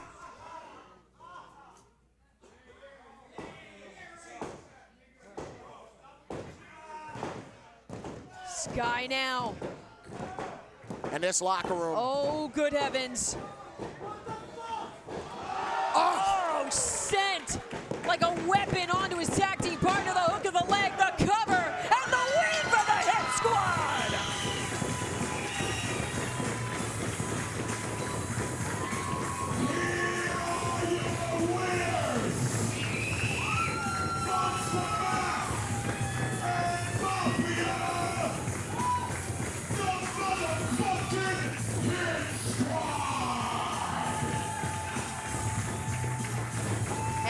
watch it back. That final moment, that heavy collision, the impact, the cover, and a win for the Hit Squad. What a moment here at No Escape, Cheyenne. We are absolutely privileged. We are absolutely privileged this evening to once again witness history. As ref Stephen Dumaine gets to raise the hands of Fat Frank's Creations, the repeat offenders, arguably the greatest tag team in the history of independent professional wrestling. Mafia Mob, Monster Mac, the Hit Squad, victorious once again. You got it.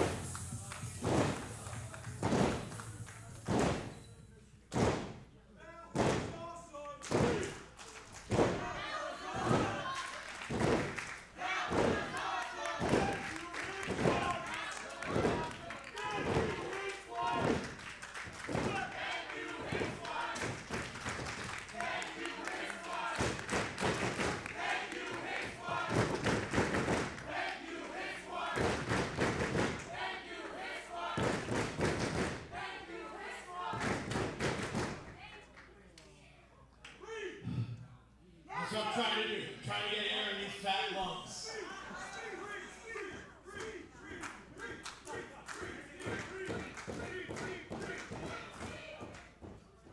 Before I say anything else, about 7 years ago, I met these two working down at Combat Zone, right? And they were hungry as hell. I worked with them for about a year and turned them into killers. Get up on your feet, both of you.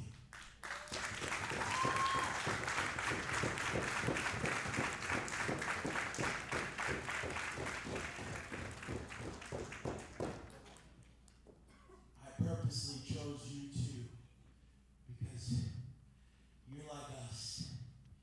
We're warriors and you're warriors. And for those people that don't understand, that think this is sports entertainment, and think that this is all fun and games, you don't treat it the same way we don't treat it. We treat it with respect.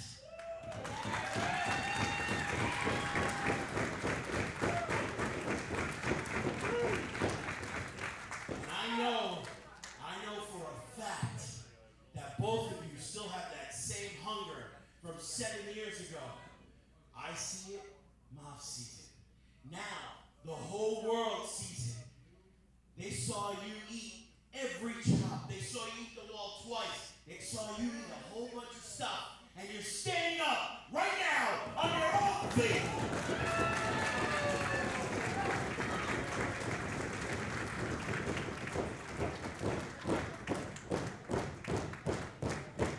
From this point on, above the rest is what you say you are. Better than everybody. Better than the rest. And here's the best part. You guys represent New York City. You represent it with everything that's inside of you. You guys saw Santana Ortiz, right? LAXEYFBO, proud and powerful. For 2 years, they faced the beast from Bed-Stuy, do or die Brooklyn.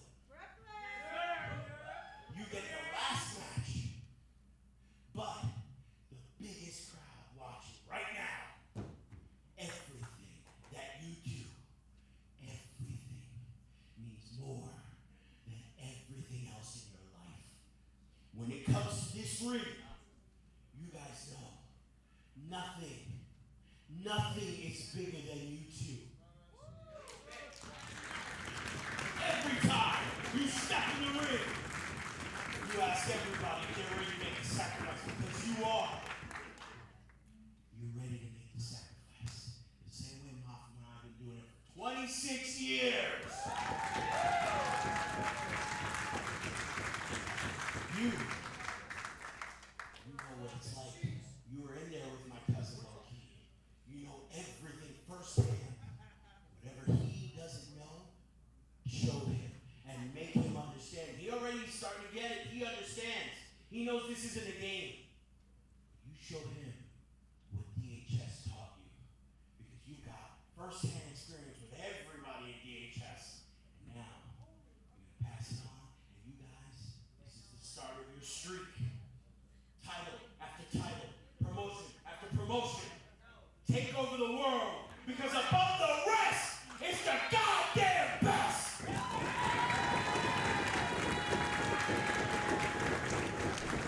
Ladies and gentlemen, one of the self-phrases for tonight was one last sacrifice. But that was all so that Above Caress could now gatekeep the code of honor and the legacy of the Hit Squad. A seal of approval and respect earned if ever there was one. You can see visibly emotional after just a mixture of what they've absorbed, both impact in the ring being felt and those words from Monster Mac after. The banner's been passed. Passed, raised high, and unforgettable. Yeah, I'm gonna try to keep it a little shorter than my brother here. Today, in 1998, I was training in a bingo hall in Bayonne, New Jersey. Magic, stand up. That man right there.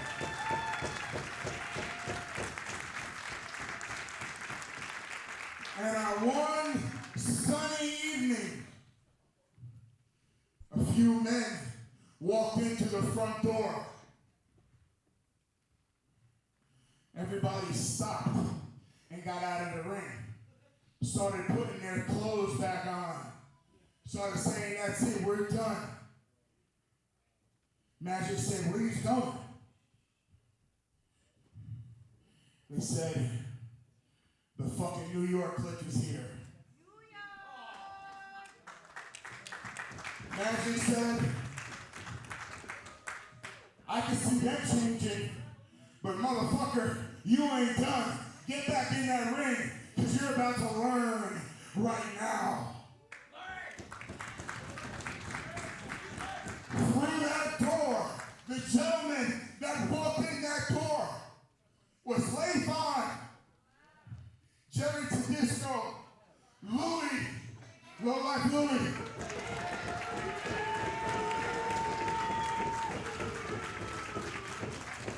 A gentleman by the name of Loki. And motherfucking Homicide.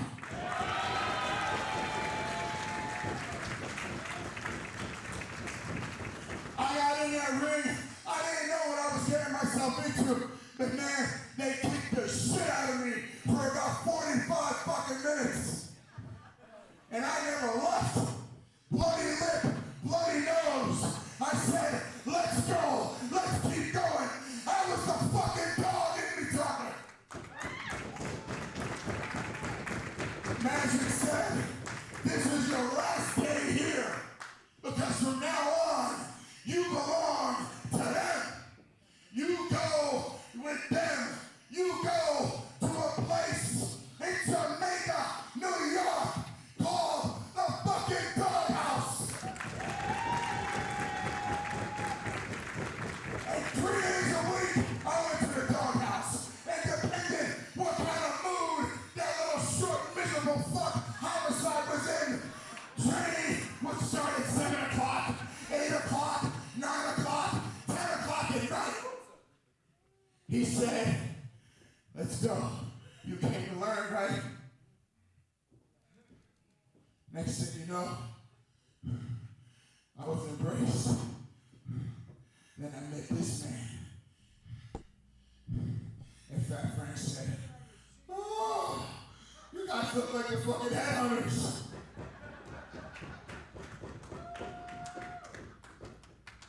They called us the Hit Squad, and the rest is history. Homicide, Low-Key, Monster Mac, and Mafia. We went on a fucking killing spree, up and down the East Coast. We didn't ask for nothing. We didn't ask for nothing. Cause damn it, we walked in the doors and we fucking took everything. We took everything by force. We took it. We didn't ask for shit. We fucking raped people in here. We made shit real. Because at the end of the day, that man right there called me, hey, you can be a weekend part-timer, you can get to WrestleMania, or you can build a legacy, make a living on the independents, and teach them how to fight.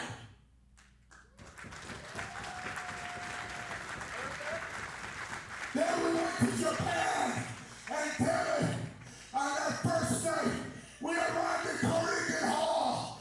It took us 3 hours to go 90 fucking feet to get to the bus because the fans weren't letting us go anywhere.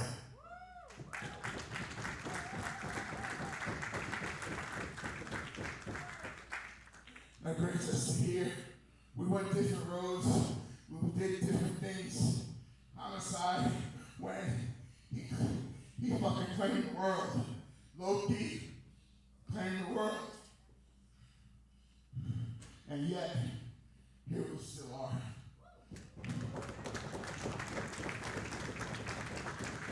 Homicide, I'll be in debt to you forever. We've had our ups and downs. But you recognize real. Me and you come from a place where we know the difference between a firecracker and a live round. Yep. Thank you. Thank you. Thank you. Thank you.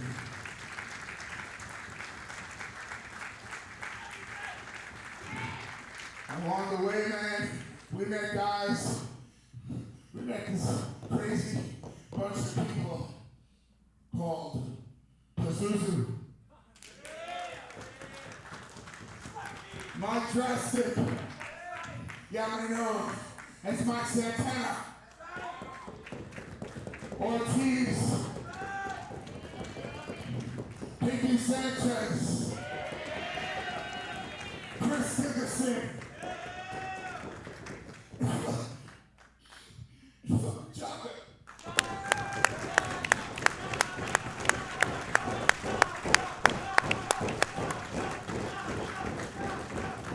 When it was time for us to pass the torch, we did.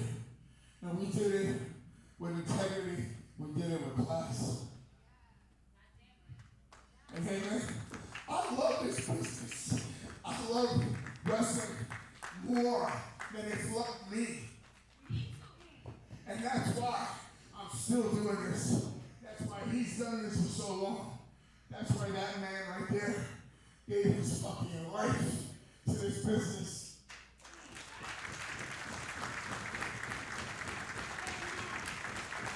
And low-key, he's sitting home. But not because he's horrible. Because he's so fucking good and he knows it.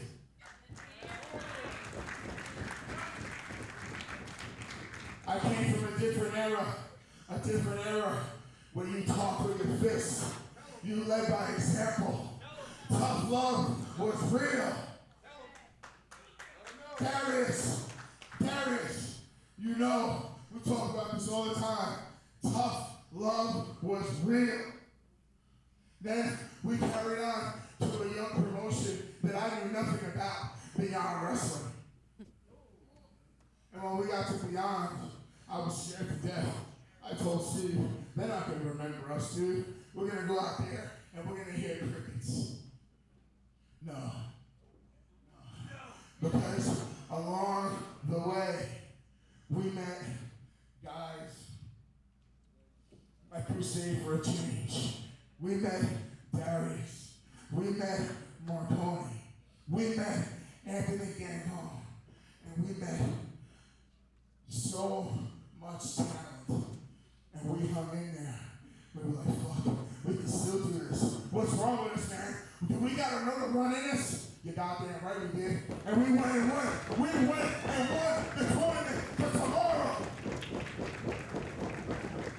All I'm saying is, man, yo, when it was time to cut these shirts and fight, I never did it with any doubt. Because I knew I had a fucking psychopath standing right next to me. Luciano, I love you, bro. I'm saying to everybody, thank you. Thank you for the bottom of my heart, for all the support through the years. Thank you for my brethren at WrestlePro, at the Doghouse, my brother, son Alvin, Paula, Diego, Juicy.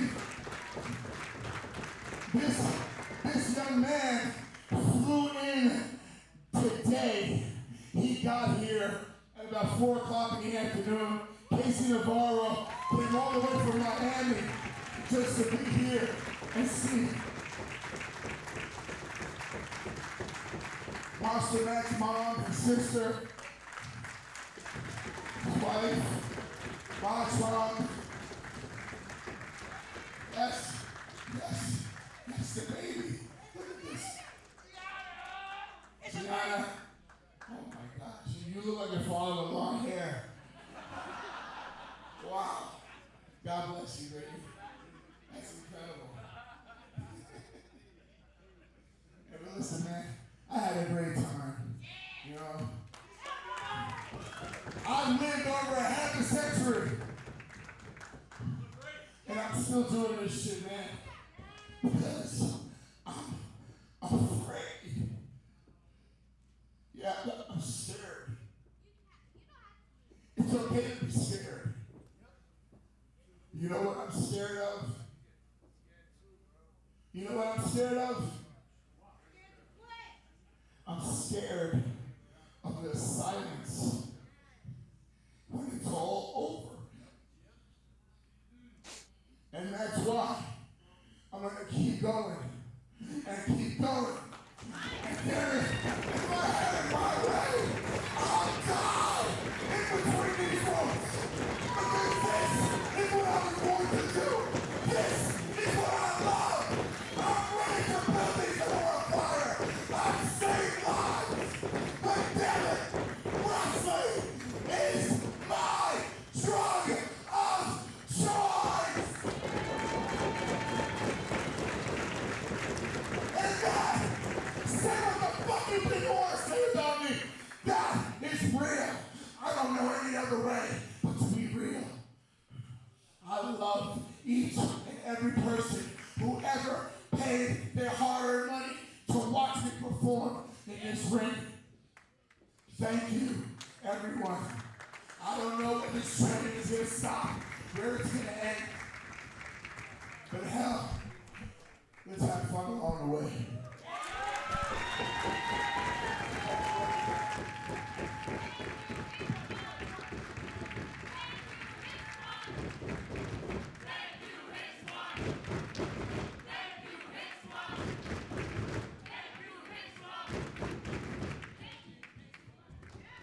How are you gonna leave? Like, for real, where are you going? Come down.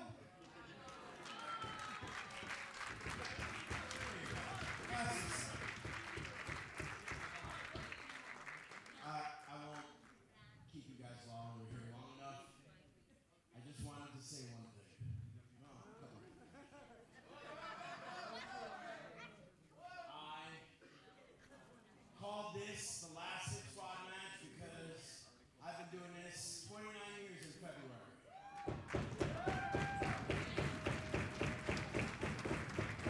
I don't know about you guys. She just said she was born in 88. 98, I'm sorry. Look, I'm old. I told you, I'm old, right?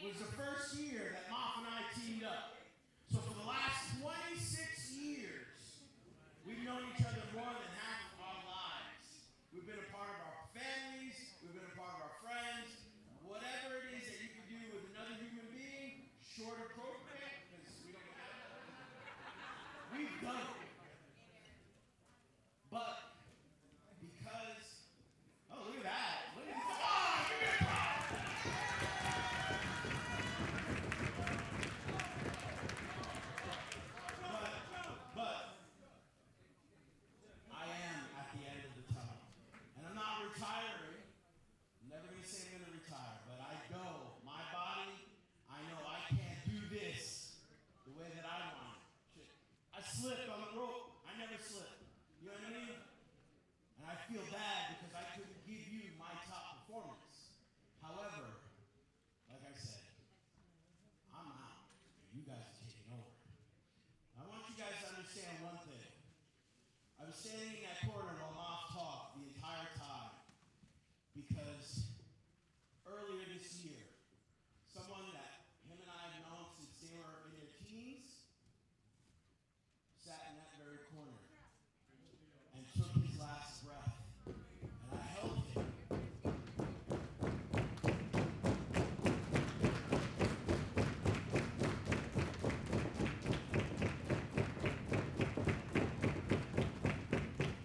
I felt his last breath leave his body. And we were here, very traumatic. A lot of people, it's the first time they've ever seen someone pass away. However, for me, I've seen multiple people pass away, and I have a phone book full of dead brothers and sisters from pro wrestling. And the reason why I keep it is to remind myself, and this is the lesson for you guys.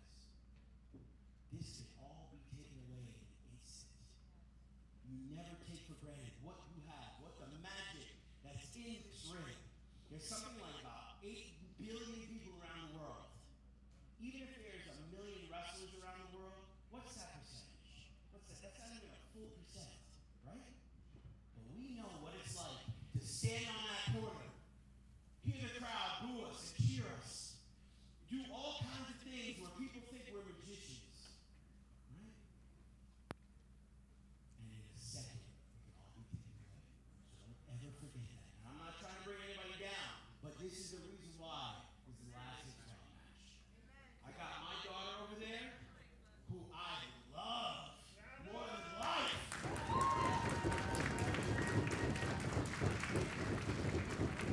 You know, you have your baby, you're gonna get one soon, I'm pretty sure. You're too pretty. He's not pretty. Oh wow, someone said you're Puerto Rican, that's messed up. It's kind of true. But, always remember one thing. Can be taken from you in an instant, but as long as you have your family and you have something to live for and something to keep pushing, and this is for everybody, you have to find what's inside of you. For the last, my daughter's 12, so whatever, if I'm at 29 years, what's that? I don't even know the math. 17 years, 18 years, something like that? Old. Up until she was born, wrestling was what I had. I traveled the world, did it with this guy, I did it with my old tag team partner Havoc, who passed away, I did it with Kyle Beast, I did it with Lola Fury, I did it with Homicide, Cheese, Joker. Every time I was in there with anybody, I never took it for granted because I know just how fragile life is, okay? And with that being said, I just wanted to let everyone know that the Hit Squad was so important to my life. No matter what was going on, I'm just a bum from Brooklyn, New York. A fat, short kid. That's how I always saw myself. Ask anybody, that's how I saw myself. I was nothing. But wrestling made me something. It took me from being a bum just riding around the streets, right? I'm in magazines, I'm in videos, I'm on pay-per-views, I'm in video games, I'm on everything. Because of wrestling. Just like Mom said, he loves it, I love it. I'm grateful for Homicide, I'm grateful for Louie, everybody, Cruiser Street, my boy Guapo, that nobody knows except for me. But I'm grateful for those guys. And one thing, and it sucks, he's not here. I wish he was here. Because we started this together, right? But he's my brother. And I'll always love him no matter what. You know the respect he carries for this. We all carry. Now it's your turn to carry. Above the rest, Mom, everybody respect wrestling. Make sure you tell your people how you saw the last Hit Squad match at Respect Wrestling.